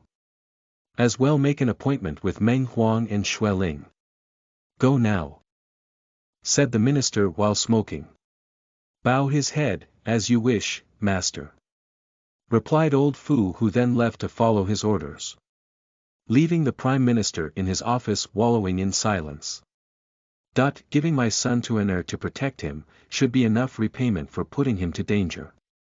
You will forgive me, right? After all, I am willing do anything for you, Mayway. Murmuring alone, the Prime Minister looked in the distance as if seeing a figure that haunts him in his dreams. His standing figure in darkness gave the feeling of desolation and unexplained sadness. Without knowing anything about the Prime Minister's plans, Meng Anya and Mo Yijuan returned home in silence. As soon as they entered the bedroom, Meng Anya noticed that the incense he left inside their room was gone, even the lingering scent was completely ventilated. But never once Anya thought of asking his husband the question why the item that is supposed to keep a human asleep for the whole night took no effect on you. He only continues to move, turning a blind eye at the strangeness of his lover.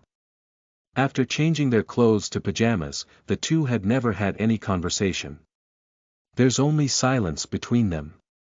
Only when they both sat on the bed that Mo Yijuan hugged Meng Anya from behind, with the former leaning his head to the gaps of his wife's neck. Despite doing that, this man remained silent, not intending to speak a single word. This action of his made the latter couldn't hold his temper and pulled at the hair strands of his husband. Meng Anya, are you still not going to tell me anything, my husband?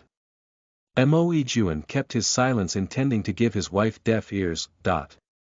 Sighing as if he, after his defeat, just answer the questions you wanted.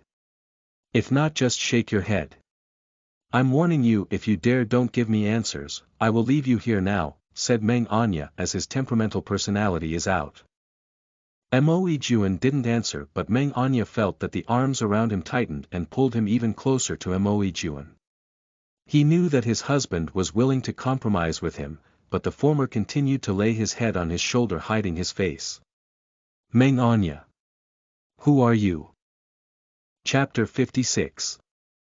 3.15 second small star, QAM, you are listening at novelfull.audio. Underworld City. Mo Yijuan's mansion master's bedroom. The couple had their first serious conversation between them. A conversation with regards to their real identities. Outside the identity of Meng Anya and Mo Yijuan. Meng Anya. Who are you? Mo Yijuan shook his head. Meng Anya. Are you born in this world as a baby? Mo Yijuan. Yes. Meng Anya. Do you know why you are here? Mo Yijuan. Collect the world's energy. Meng Anya. Wang Tian, Wan Lenya, Mo Yijuan. Are they all you? Mo Yijuan. Yes, just, they don't have the original memories. My soul is so powerful that staying in this state for too long will destroy this star. Meng Anya, startled. Then now. Mo Yijuan. Temporarily stop time. Meng Anya. So you can't stay. Mo Yijuan. Yijuan is still me. Meng Anya. But, no memories, right? Mo Yijuan stayed silent. Meng Anya. Do you know who I am? Mo Yijuan. Wife. Meng Anya pulled Yijuan's hair. Answer properly. Mo Yijuan. Hey Anjing. Outsider. My wife. Meng Anya. Are you the one who put me in that system space? Mo Yijuan. Yes and no. Meng Anya. I told you to answer properly. Mo Yijuan. Meng Anya. Explain it properly. Mo Yijuan shook his head. Meng Anya, trembling in fear. You. Mo Yijuan hugs his wife tightly while shaking his head. Meng Anya sighed as he felt he couldn't force his husband to give him the answer he didn't wish to say. Especially if there are possibilities of him not being allowed to say it, that may cause harm to him if he ever told him something. Meng Anya would never ignore this kind of possibility where his husband could be harmed. He moved his body to face his husband and held his husband's head on his hands to force him to look at him. When their eyes met, Meng Anya noticed that Mo Yijuan's formerly silver irises turned completely black. As he peers in it, he could almost see galaxies and stars converging almost instantly, pulling Anya's eyes on it. Staring at each other's eyes without break, Meng Anya's eyes became gentle as he smiled lovingly at his husband. Just as I thought. Your eyes are really beautiful and interesting. Mo Juan just wrapped his hands around his wife's waist, letting him look at his obsidian eyes as much as he wanted. Can you come to my system space after this life? Asked Meng Anya. Mo Juan answered honestly, not yet. When Anya heard his answer, he was immediately delighted. Not yet means in the future you can. One last question. What's your real name? I mean, it's unfair, you know that my real name is He Anjing, but I don't know yours, said Anya while pouting. Seeing his cute expression, Mo Juan chuckles as he smiles at his wife. Leaning his forehead to his wife's forehead and stared at each other's eyes within a short distance as he pulled him over to completely sit on his lap. Shujie. My name is Yi Shujie, replied Mo Juan with a smile on his face as he pecks his wife's lips. Yi Shujie. Shujie, good name, said Meng Anya as he stretched out his hands towards Juan's neck, pulling him over and kissing him on his lips. Mo Juan moved his left hand wrapped around his wife's waist to hold up Meng Anya's chin and bowed his head, kissing back Anya's lips. He pried his teeth open with the tip of his tongue, which the latter allowed as he slightly parted his lips. Mo Juan slipped his tongue in. Meng Anya felt something warm delve inside his mouth and glide across to capture his tongue. Finally, Juan's tongue entangled with his wife's tongue, stirring him up. This time Juan moved his left hand from Anya's chin to the back of his head, pushing his head over to deepen their kiss. Anya didn't push him away, instead slid his fingers in Juan's hairs, capturing a few strands to pull his head over to him and further intensify their entanglement. He gradually felt Mo Juan's unique metallic scent with hints of sandalwood slowly infiltrating him, wantonly spreading throughout his body. Slowly losing his breath as his mind sluggishly turned blank from lack of oxygen. Mo Juan felt his wife was a little out of breath. He then retreated slightly and exchanged their position, gently laying down Anya to the mattress. After then, he lowered himself down and kissed him once again. This feeling was too thrilling as he even plucked his wife's nightclothes button one by one, slipping his left hand inside, wandering above that soft white skin of his wife while his right hand slowly kneaded his waist and made its way down. With Anya's body slightly trembling from his touch, he gently teased his perking little peaks, which rewards him sweet moans from his wife's lips, influencing his lust further. At the moment their bodies are very close together. Meng Anya could clearly feel something hard against him. Then he saw his husband lowered his head to his neck and gave him ticklish kisses, leaving traces to mark his territory. Feeling the electrifying heat spreading out from his neck and chest, unn. While letting out a series of moans at every moment, he felt his husband sucking on his skin. Going to, do it. Pants and moans were echoing inside the room as Mo Juan nibbled his wife's body. Why don't you always say, only after marriage, said Meng Anya as he trembles unconditionally every time his husband took a bite of him. Mo Juan suddenly pulled out his wife's pants, then turned to his wife, letting him face his back. He then lifted up his wife's waist with his butt facing him. Meng Anya is still wearing his underpants, but his upper shirt was also unbuttoned, hanging loosely on his back. Hugging the pillow under his face, he saw his husband removing his pants as he sneaked a peek with the corner of his eyes. Welcoming his eyes with such a huge thing proudly standing. Meng Anya suddenly felt thirst as he gulps his saliva upon that sight as he watched his husband's naked figure, eyes full of desire. Seeing his wife's lustful gaze, Mo Juan chuckled as he crossed his lover's legs and lowered himself to deeply kiss his wife. While nibbling his ears he whispered, "Not tonight, wife. But lend me your thighs, okay?" whispered Juan as he positioned his member to enter the gap of his wife's closed thighs. Mo Juan lowered himself to nibble his wife's ear once again, leaving a lingering alluring voice echoing in Meng Anya's ears, "Get ready, Jinger," as he bit his lover's ear. Meng Anya gasped as Ijuan bit his ears and felt his husband's naughty hands wandering once more on his waist, kneading the soft flesh on it, leaving slightly red marks from his fingers pinching it. When he felt his husband suddenly grabbing his waist, pulling it over at the same time, a huge and hot thing slid in between his thighs. He can feel Ijuan's member sliding in and out of his thighs as he could feel the heat that seemed to burn the skin in his inner thighs, while the thing sliding in between feels like racing towards something.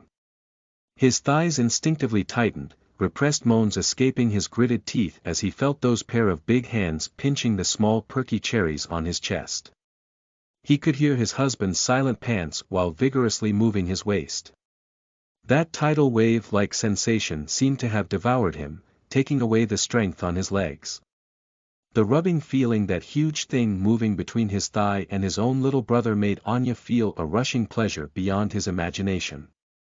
In the middle of it, he felt Ijuan pull him over with a forceful hug as his husband's constant pants was heard near his ears. Ha J. Jinger. I'm almost. Mo. Ijuan's husky voice was tickling his red ears as he felt him gnawing on his earlobes, leaving teeth marks on it. Meng Anya moaned as he felt Mo. Ijuan playing with his nipple while sucking on neck, leaving kiss marks at every second. When he felt his husband stiffen as he heard a low groan coming from Ijuan, who bit him on his neck.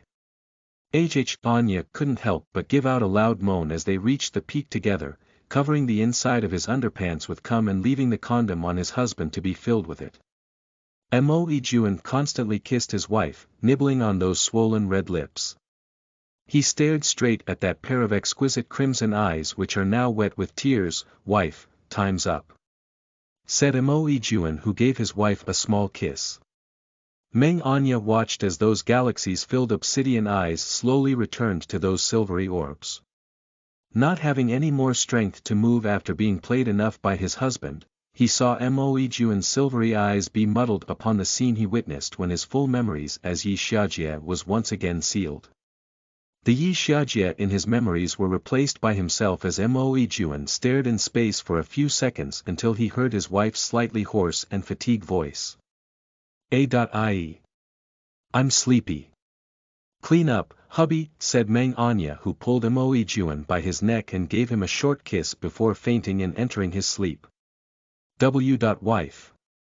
Returning to reality, he saw his Anya fell asleep in his arms.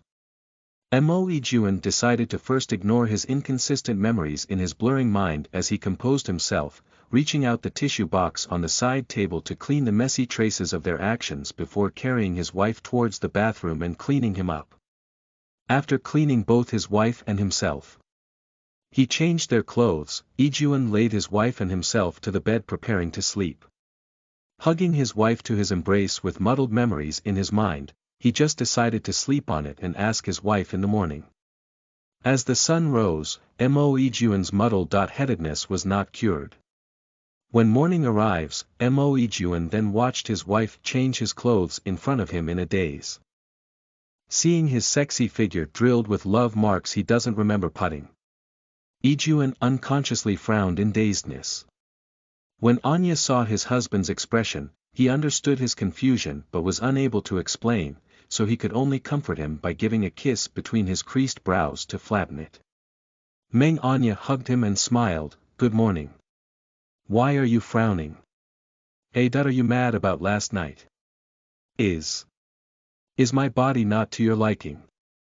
I.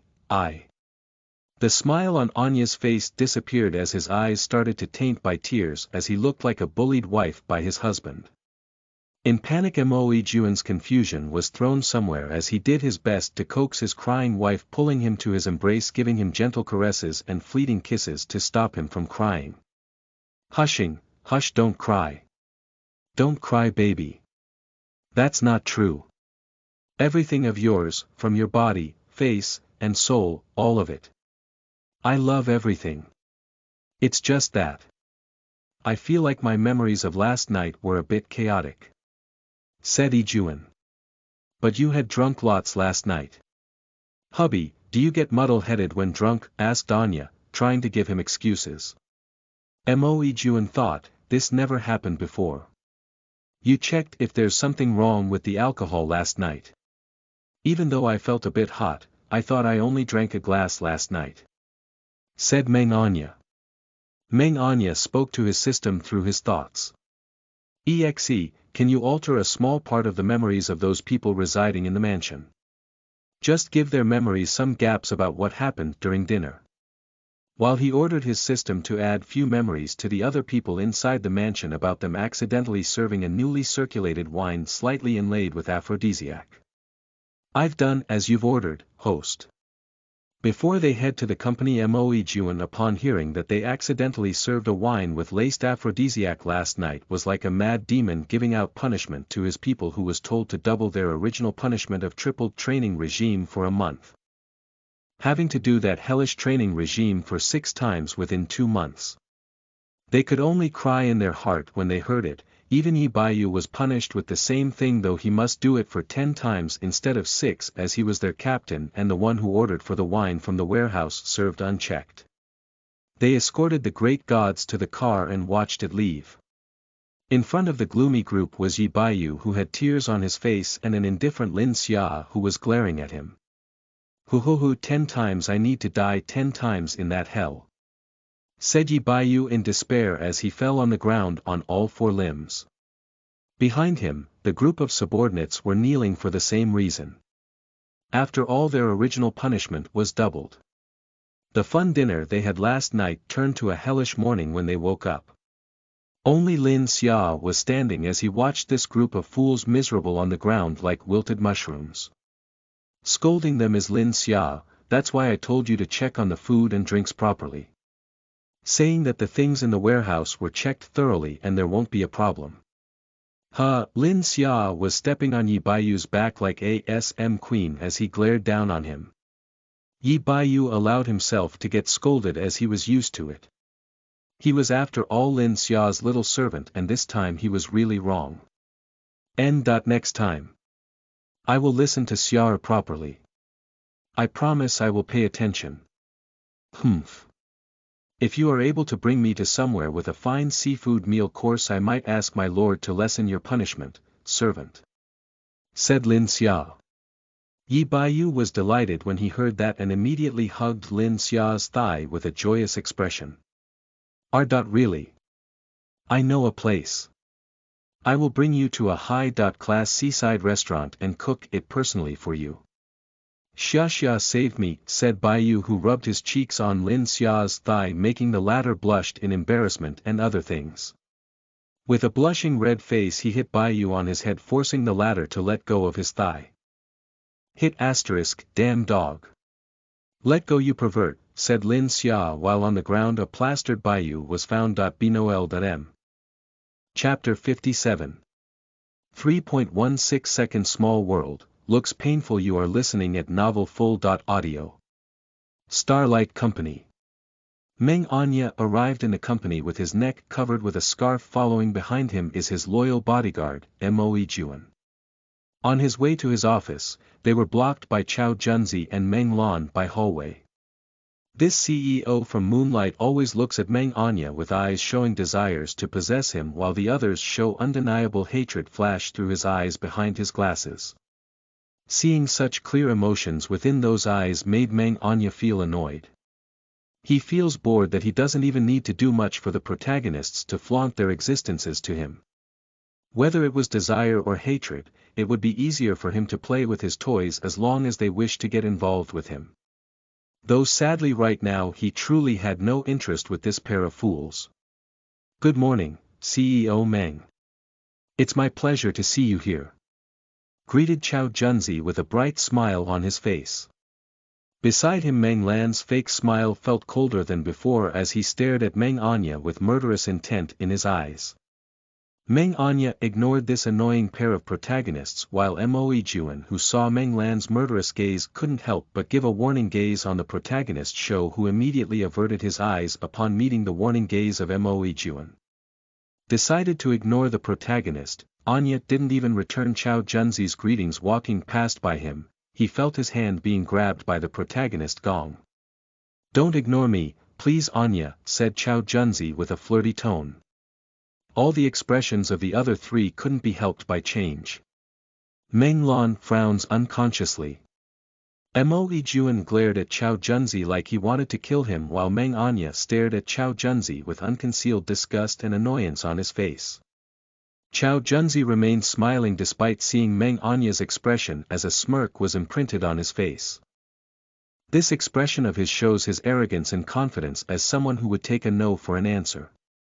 When Mo Yijuan was about to make his move to break those hands that dared to touch his wife, he saw Anya pull away his left hand and landed a strong slap on Chao Junzi's face without any hesitation. They've watched Meng Anya pull a handkerchief from his suit breast pocket, intently wipe the hand that touches Chao Junzi and throw it somewhere like he touches something extremely disgusting. The whole scene was witnessed by the other three, leaving them all dumbfounded. They would never expect Meng Anya to never give Chao Junzi a face. An irritated and disgusted look was currently apparent on Meng Anya's beautiful face. They were all rendered speechless. Silence ascended within the hallway. Until they saw Chao Junzi's face turn dark as he glared at Meng Anya. He couldn't stop his anger from flaring as he saw the former treated him like he was some filthy beggar whom he accidentally touched. Raging Chao Junzi, why you? He was about to grab Meng Anya once again only for Mo Yijuan to push him away with force, making him bump the wall behind him. Ah! Meng Lan couldn't help but scream when he saw Junzi flung by the wall with a huge force. Ugh! Bastard, shouted Chao Junzi as he gave a death glare at Mo Yijuan only to witness he was being ignored. Mo Yijuan asked worriedly to Anya, are you alright? Gently checked on his wife's thin wrist only to see a slight bruise when Chao Junzi grabbed it. His face couldn't help but darken further with anger. Seeing the gloomy expression of Mo Yijuan, I'm fine, said Meng Anya to his husband. The couple was intentionally ignoring the rest within their surroundings. Being ignored on his face, Chao Junzi's anger flared and tried to retaliate once again only for Mo Yijuan to pull a gun from his suit and pointed it on his forehead. Rendering everyone in the area stunned for a moment. The first one to return to reality is Meng Lan. Blinded by his love he tried to block the path of the gun by standing in front of Chao Junzi intending to protect his love. Standing in front of Chao Junzi, stop. Brother, please stop your guard. Don't kill Junzi, said Meng Lan. Chao Junzi, who had seen his dear friend move in front of him to protect him, couldn't help but feel his heart skip a beat. Seeing that the situation is getting worse, Meng Anya spoke to his system in his mind. Anya talking to his system, EXE, would it be considered against the heavenly law if my husband killed the protagonists? Host don't need to worry. Host's husband is born in this star as an original resident, adding the fact that he is a villain, killing the protagonists will be accepted as reversal of fate and the heavenly laws of this star will accept it as right. An evil smirk ascent from the corner of Anya's lips, good. EXE, I'll redeem a hypnotism item that will alter everyone's memory in this building except the two protagonists. Change that memory, make it that we four never came to the company in this whole day. Said Anya to his system. Host had redeemed an item from the mall called the Hypnotism Ball. The duration of this item is only 1 day. The location is set in Starlight Company's whole building. If the host wishes to make change, please inform EXE. Thank you for redeeming an item. Host still has 3 chances to redeem an item from the system mall. With a playful smile on his face, Meng Anya back hugged his husband and whispered something on his ear, even teasingly nibbles his husband's ear, rendering speechless of everyone, especially Meng Lan and Chao Junzi. This shameless gesture from Anya startled everyone, but the instigator ignored the reaction of everyone and focused on teasing his husband instead. This was enjoyment. A delight only he could do. Mo Yijuan on the other hand was used to his wife's teasing, but that doesn't mean he would ignore it. He hid his gun and pulled the little incubus plastered on his back to his chest. Snaked around his arms to the slender waist of Anya with his palms supporting that soft butt. Carrying his wife, he pulled over Anya and kissed him in retaliation. Meng Anya wrapped his arms around his husband's neck, letting himself get carried and kissed.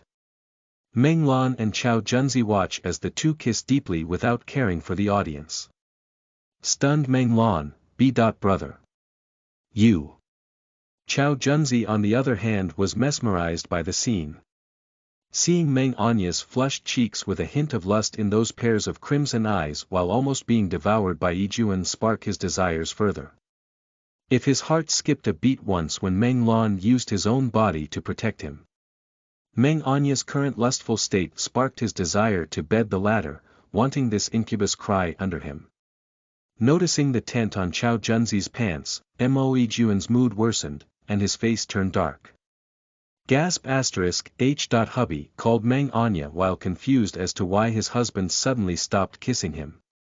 Breaking the kiss out of nowhere, Meng Anya suddenly got his face buried in his husband's chest as if wanting to hide him from everyone. He felt his husband fully carried him above his waist.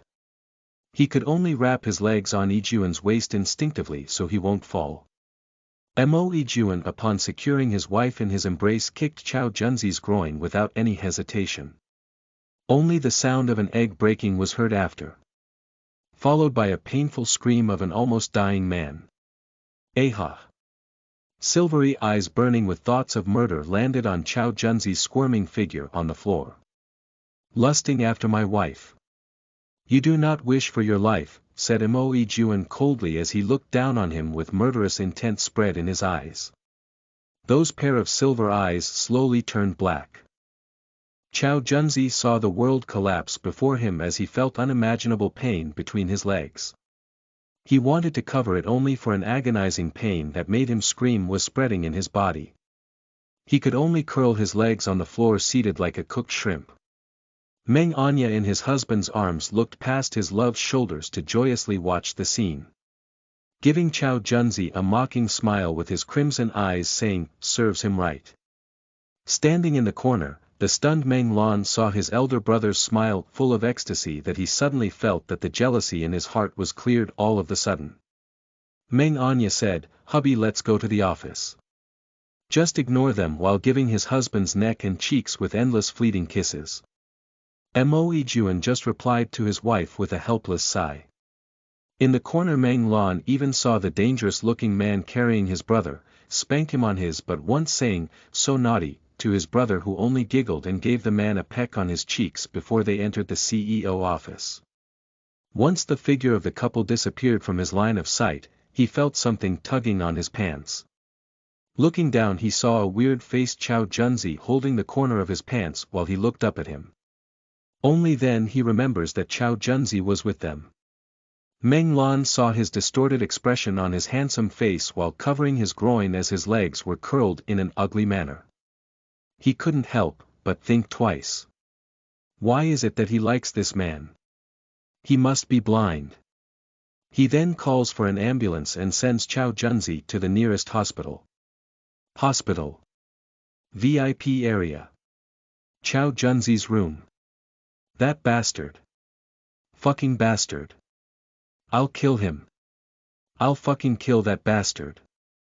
After that I'll take that damn slut Anya for myself and rape him in front of him, said Chao Junzi as he totally lose his manners as his anger flares more. As his fury flares the elegant image he portraits was completely destroyed. Seeing Chao Junzi's current state made Meng Lon love for him fade completely. Then thinking of the plans he made himself to dirty his brother, he couldn't think, but scolded himself for being blinded by his jealousy. He is now relieved that his plan of getting Meng Anya gangbanged failed, but the regret and guilt pricks his heart.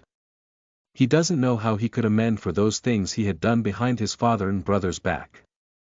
First he decided to return home soon and ask for his father's forgiveness.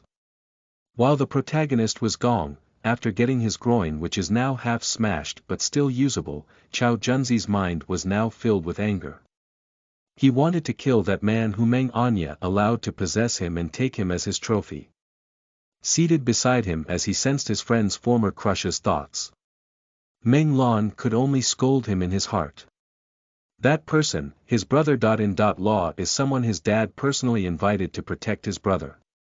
There is no way his brother.in.law's background is something easy to fight with. Just the fact that his two-faced brother acted spoiled towards the man is enough proof that his brother.in.law isn't a good choice for an opponent. His elder brother never picks someone normal. Everyone who stood by his side is abnormal in some ways. Like Lin Xia, who can do anything as long as you pay him enough. With a frown on his face, whatever you plan to do. Don't you dare do it, Junzi, warned Meng Lan. Chao Junzi, blinded by anger, glared at him. What? Are you going to tattle on me? Don't forget you have done more behind the scenes of Starlight and plan more to make your brother disappear, said Chao Junzi. I know. That's why I'm going to stop everything now. Before I only wanted to have Starlight for one reason, but... Meng Lan stared at Chao Junzi before sighing. That one reason is gone now, said Meng Lan before preparing to leave. But before he can get past the door, Chao Junzi's menu blocks his path and instantly restrains him. Junzi. Meng Lan called, but Chao Junzi turned a deaf ear on him. What are you going to do? Stop. My brother had never been a forgiving man. You're gonna get yourself killed. No matter what, I wanted to have him. You are still his brother. I'll free you when I marry him, said Chao Junzi. Meng Lan, you are crazy. Stop it. Let me go. Let go. One of the men forced him to faint. Go, send him to the villa. Don't let him escape, and don't harm him, said Chao Junzi as he watched his men take Meng Lan away, and his gaze was reluctant. Chao Junzi feels that if not for Meng Anya, the one whom he will be attracted to will be Meng Lan. But Meng Anya's bewitching existence seems to cloud his mind. Like how a devil seduces his prey to lose everything including their soul and their mind just to get whatever they desire. Chapter 58. 3.17 Second Small Star, Before the Storm. You are listening at novelfull.audio. Meng Lan had gone missing for a few days. He didn't go home for a week and never called even once. Meng Huang finally felt something happen to Meng Lan, which is why he visited his son at the company. Upon entering the CEO office, he saw his precious son seated on Mo Yijuan's lap naturally while doing his work. With the latter's arms wrapped around Anya's waist, hugging him from the back, they were talking about work. A project about Ani City, which used to be called the Underground City. Meng Huang, with a dark face, fuming in anger, damn brat. Let go of my precious son, said the doting father of Meng Anya upon entering the CEO office. The couple just looked at the fuming figure of their father with innocent expressions on their faces, saying, "Why are you here?" When the old man saw such mirrored expressions on the couple, made him get more angry. Meng Huang, get off him. Else you'll have to be separated until your marriage day. Hearing such convincing threats from the childish old man of theirs, the two can only reluctantly separate from each other. After all, it took a long time before they formally convinced this old man to accept their engagement. Though the minister's secret visit had more substantial effect when he came over to talk to Meng Huang and Xue Ling, formally asking for Meng Anya to be engaged to his only legitimate son, Mo Yijuan. As for the content of their adult conversation, the couple of course knew, thanks to the surveillance system Galaxia, who allowed them to watch the live feed of these adults' conversations. To summarize the conversation, the Prime Minister had sold his son Mo Yijuan to Meng Anya. He promised to give everything owned by the minister's house to Anya after the two got married. Except for the minister position reserved for Mo Yijuan, almost everything was presented to Anya as a dowry by this Prime Minister. Of course, at the beginning Meng Huang is not willing to let his son be with Mo Yijuan. At first he thought that the boy lied to him, as Mo Yijuan never told him that he was the hidden lord of the underworld whom he made business with a few more times in the past. Meng Huang had always thought that the lord of underworld to be a dangerous old man. Never would he have expected it to be the same young man who instantly replied to his issued task, looking for the strongest bodyguard. He should have thought it through. After having business with the underworld, the latter side never accepted his tasks on the same day he issued it. It usually took a few days or a week before his task got approved. Only for that last task of looking for his darling son's bodyguard that the underworld had replied immediately. Much less for the real lord to come over his house playing the role of his darling son's bodyguard himself. If his brother-in-law, Xue Ling didn't talk to him over the intimate relationship of the children and that his darling son loves Mo Juan a lot, he would never accept the offered engagement of this treacherous prime minister who had a deep-rooted crush towards his own wife. TSK. He knew what kind of obsession this old bastard feels towards his deceased wife. If this man didn't treat his darling son as his most precious one in the world, he wouldn't allow this man to live. It took a few days before their engagement was officiated. But their marriage was postponed as they still needed to find the missing Meng Lan who suddenly disappeared after that day. Mo Juan confronted Chao Junzi, almost making the latter the last eunuch in China. The couple knew where Meng Lan is, using the surveillance system Galaxia, but Meng Anya is not willing to save him. Within the 3 chances he had given Meng Lan, 2 of it had been used up. First is when he schemed to steal their company, and second is when he had planned to gang rape his elder brother. He only had 1 chance left to make an action that would convince Meng Anya to spare him. Not helping him is Anya's decision. He wanted to see how Meng Lan would move when the person he loved still wanted to hurt Meng Anya. Whether he will choose his family or the person he loves. Moreover, Galaxia is a main system that only Meng Anya and his husband could access, while the control for the subsystem Milky Way is under Lin Xia and his lover, Yi Baiyu. Few days later the engagement between them was secured.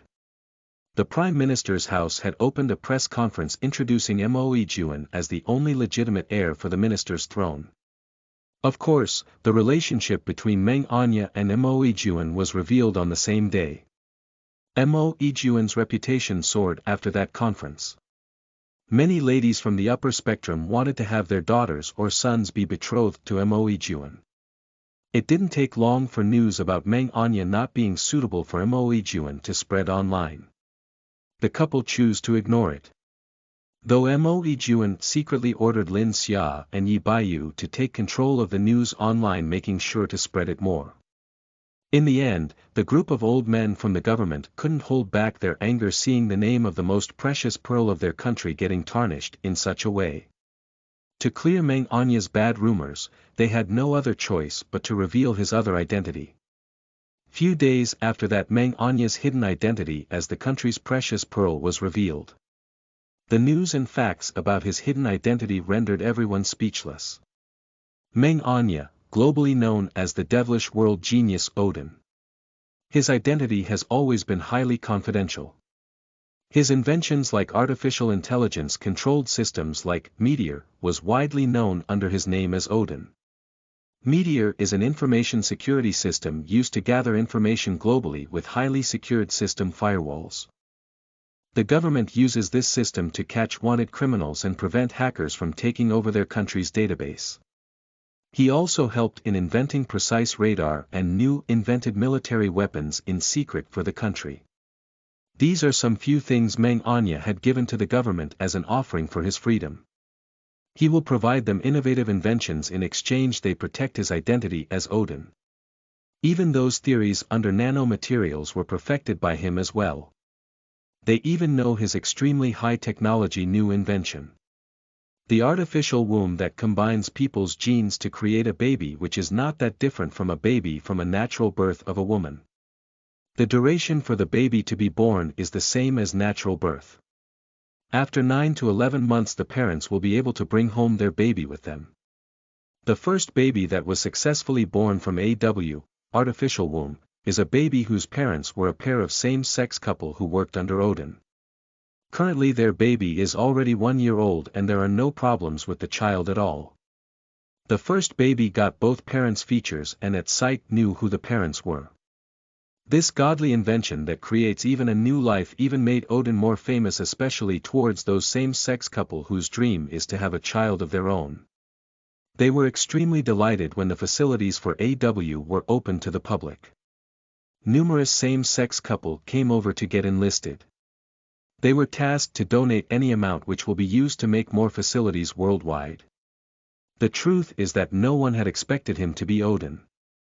At first, when the engagement between him and Mo Juan were announced, they thought that Mo Juan was blind for choosing a hedonist young master like Meng Anya as wife and was disappointed.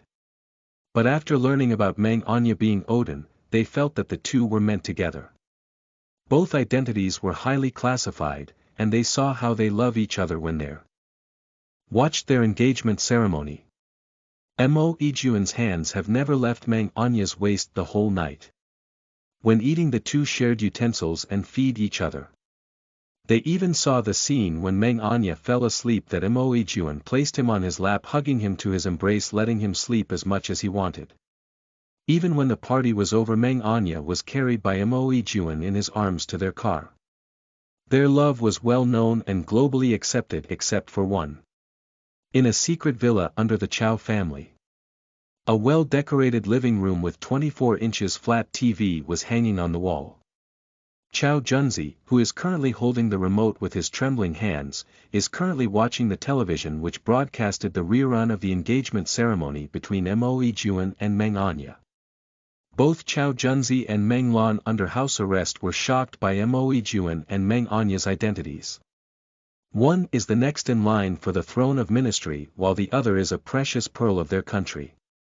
It can be said that Mo Ijuan was the next minister in line to have the right power to be able to protect their country's treasure, which is Meng Anya.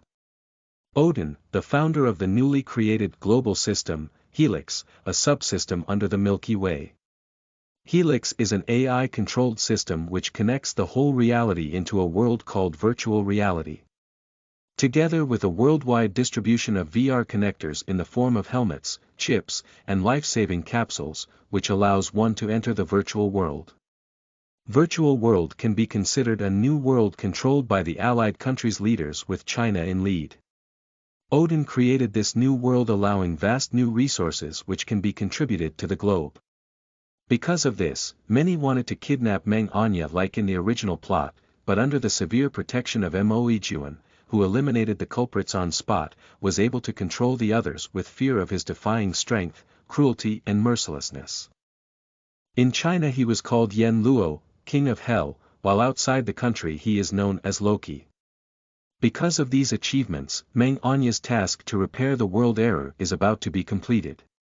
Once his lifetime for this world ended, this world was scheduled for a reset and upgrade, making this little small star evolve to a semi-futuristic world in the future. On the other hand, unable to bear his envy and jealousy, Chow Junzi threw the remote to the screen before him. The sounds of something breaking was heard. The screen of flat television before them was fragmented. Meng Lan was not able to escape on time, making a few shards to scratch his arm which he used to protect his face. Crash! Blood was flowing on Meng Lan's arms, but his expression was indifferent, as if he doesn't feel the pain of his bleeding arms at all. After being imprisoned in a villa without being able to escape or contact even his family, he had long lost his love and kindness for Chow Junzi. If not for the fact that he heard from the servants of this villa that his father and brother were doing everything to look for him, he would have long taken his life in despair. A/N. Because the details and use of the systems made by Odin is considered confidential by the government, that the media were not able to share to the people of its strength and limitation, as it was forbidden by law. Layman only sees the systems Odin made as a superficial virtual gaming world and a high-technology program. No one even knew the existence of Galaxia and Milky Way, which had the full control of Helix and Meteor systems. Core system. Galaxia, Galaxia's sub-main system. Milky Way, Milky Way's subsystems. Helix and Meteor. Enraged Chow Junzi, that bastard. Bastard.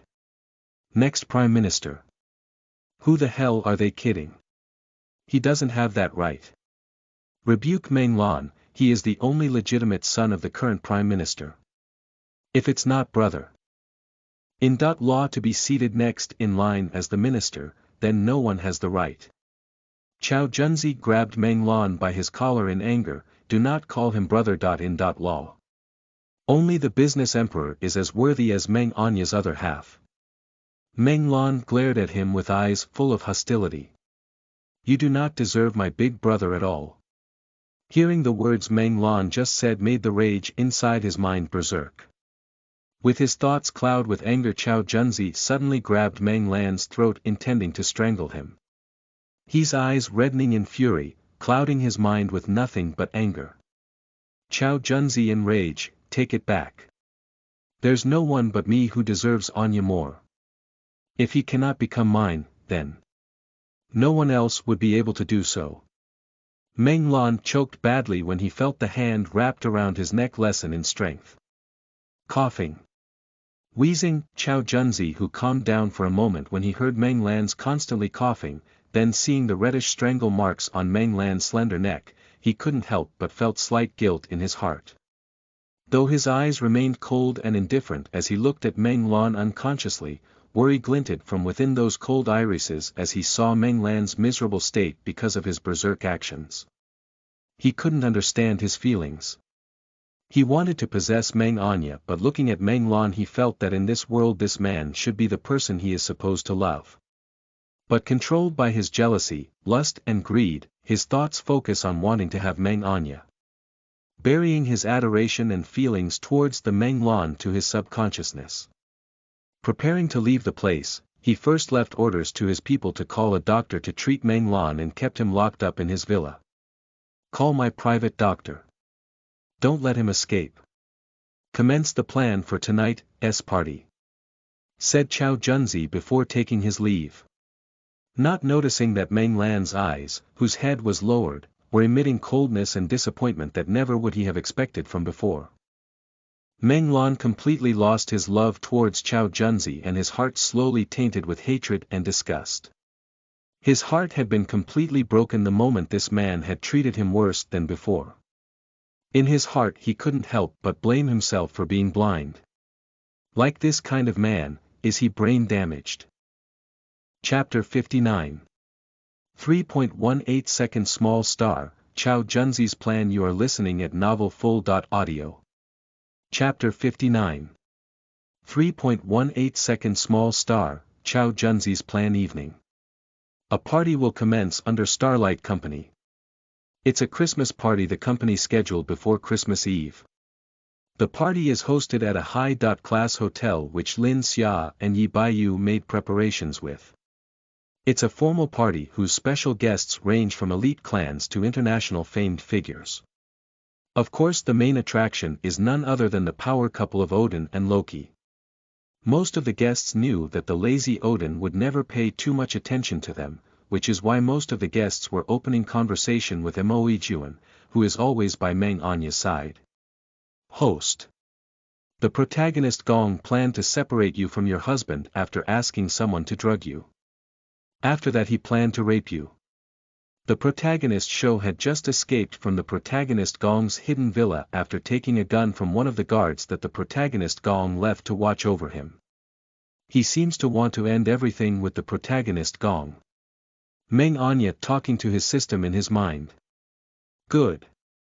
Send an anonymous text to Meng Lan about the whole plan of Chao Junzi. Indicate the room and time. Make it so he will be able to get access to the room's card. Understood, host. The velvety dark of night air became cooler as the black carpet on the sky condensed with looming thick dark clouds. Pure white snow slowly falls on earth, dyeing the original color of the land with purity of whiteness. Within the highest building, lighted by numerous lights. A room full of varieties, food and drinks served by men wearing uniform suits to formality. The guests were enamored with elegant music as they enjoyed an evening banquet. Within the spacious hall, people were in groups enjoying alcoholic drinks accompanying them in their casual conversation. Only at the center of the largest group a familiar-looking couple were surrounded by people of all walks of life. Politicians to businessmen. Celebrities to models. Scientists to professors. They all wanted to surround the couple. Only when they notice that the little beauty starts to look grumpy does the dangerous-looking man beside him show a pampering action to calm him down. After that the latter pulled the rest of the guests to slightly distance themselves from the little beauty and gave him space he wanted. With Meng Anya freed from all the formal greetings and casual conversation, he let his husband move a distance to entertain their guests. This eccentric behavior of his is already a trademark which most people who knew him know. Everyone knows that Odin hates the crowd of strangers surrounding him the most. A moment later a waiter approached him offering him some drinks, saying that a distinguished guest sent it for Meng Anya to enjoy. Respectfully greeted Meng Anya, "Sire. A guest sends a surprise drink for the sire to enjoy. Would you like to have it?" asked the waiter acting servile towards Meng Anya, though he is someone who serves the Chow family. Host. The drink is drugged with a dose of aphrodisiac and sleeping pill. Would the host like to redeem a cure in the mall? Meng Anya said to his system. Humming asterisk no need, exe. Instead I will redeem myself as a mind-stabilizing pill. Host, mind-stabilizing pill will only soothe your mind and let you have control over your body. Meng Anya, I know. As long as my mind isn't clouded, I can have full control of my body, redeemed mind-stabilizing pill from the system mall. Host is still able to redeem 2 more items for this world. Meng Anya smiled playfully as he accepted the served drink by the waiter and secretly took the pill together with the drink. After a while later he acted as if the drug acted and faked to lose consciousness. The fake waiter secretly carried him away from the hall without incurring the eyes of the people within the party, which seems impossible. It was Meng Anya who lent him help by using the hypnotizing ball and making it so the other people would not notice him taking Meng Anya away. The effects were shortened for 15 minutes before it stopped working, which is why even Mo Yijuan forgot about his wife for a moment of time. Meng Anya was brought to the room where Chow Junzi is waiting. He had his people place the half-conscious Anya on his bed. With the effects of the drugs, Meng Anya's face was flushed red as he was feeling hot all over his body. The tingling sensation of his drugged body made him fidget listlessly while slightly panting from the effects of the aphrodisiac. Seeing such a lustful Anya on his bed made Chow Junzi, who was enjoying the scene, feel aroused with eyes filled with desires. He was excitedly removing his clothes one by one as his eyes were on the fidgeting drugged crimson face of Anya on the bed. On the other hand, within the hotel's party hall, Mo Yijuan's eyes flickered with darkness as he felt something was used to hypnotize his consciousness. He looked around the hall looking for the unknown. He felt something or someone is missing, only his clouded mind made him completely uneasy, as if he was forgetting something extremely important to him. Seeing the hall's entrance widely opened, a familiar figure of a missing man entered his line of sight. Wearing clothes dirted with dry blood and dirt, unfamiliar blue irises, but what caught Mo Yijuan's attention is that extremely familiar dye of dark chocolate-colored hair. As if he knew someone who owns the most beautiful shade of brown pear with an alluring pair of phoenix-shaped crimson orbs, seeing a blurring face with it, Mo Yijuan felt a slight headache as he tried to remember who that person is. Only when Yi Xiajie took control of his body for a few seconds, helped him be freed from his wife's little hypnotizing item, that Mo Yijuan completely freed himself from hypnotism. A dark and dangerous expression appeared on his handsome face. Seeing such murderous expressions on Mo Yijuan made the guests instinctively move away from him. Then they heard him shout. "Baiyu! Contact the police. Have our people prevent others from leaving the hotel.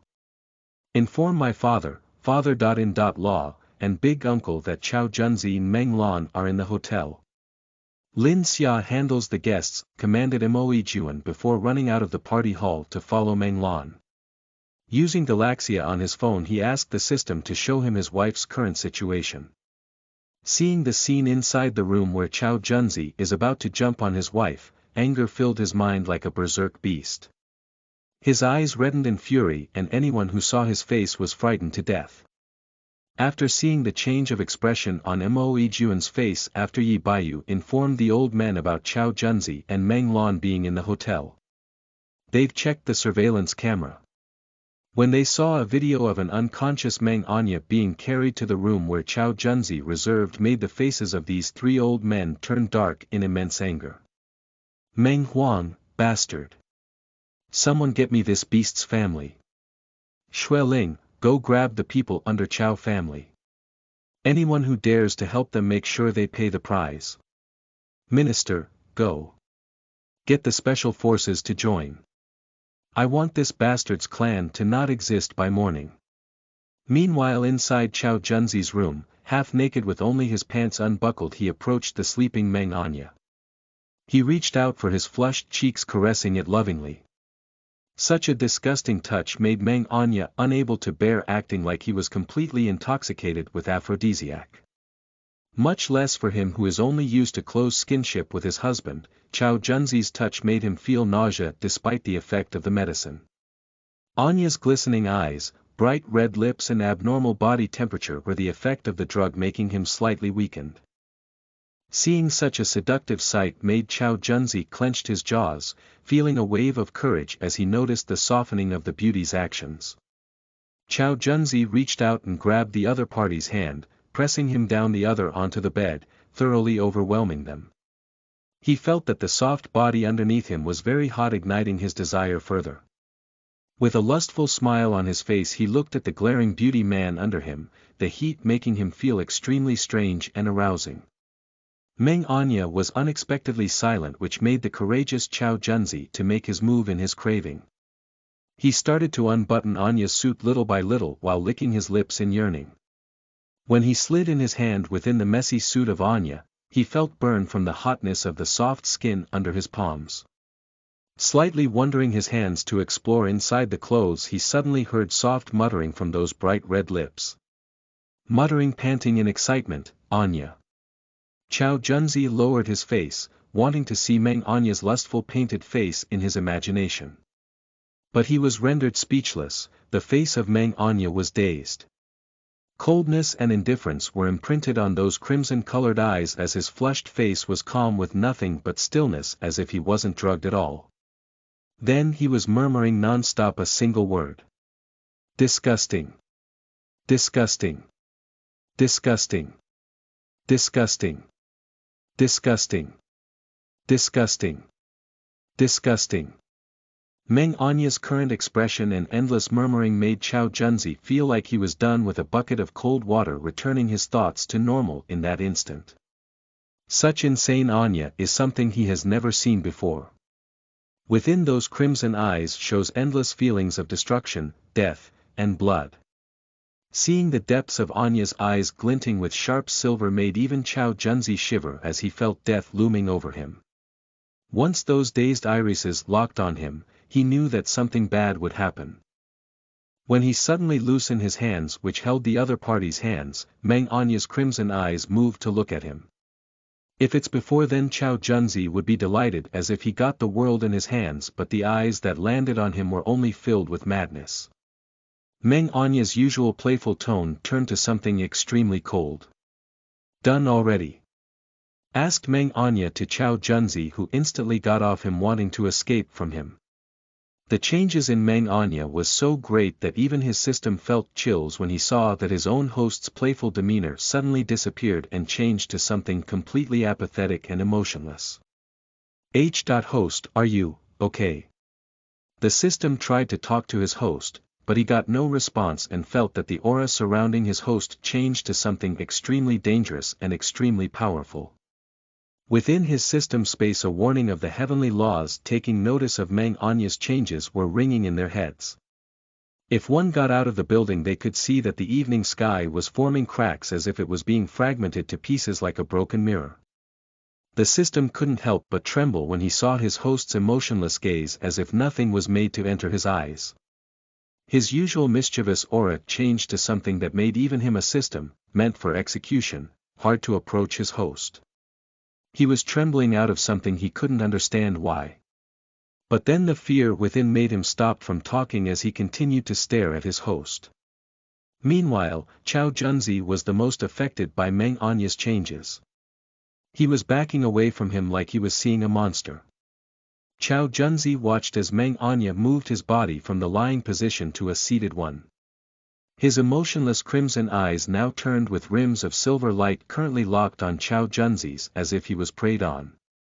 He heard Meng Anya say something. "EXE. Redeem an item that will regenerate his limbs and blood, that will not allow him to die unless he burns himself alive," said Anya to his system, but he didn't say it in his mind but with his mouth, which Chao Junzi heard with his own ears. "Host, this is Meng Anya. It's not against the rules. He will not die by my hand and he will still die with his original lifespan, but unless he burns himself alive he won't be able to take his own life.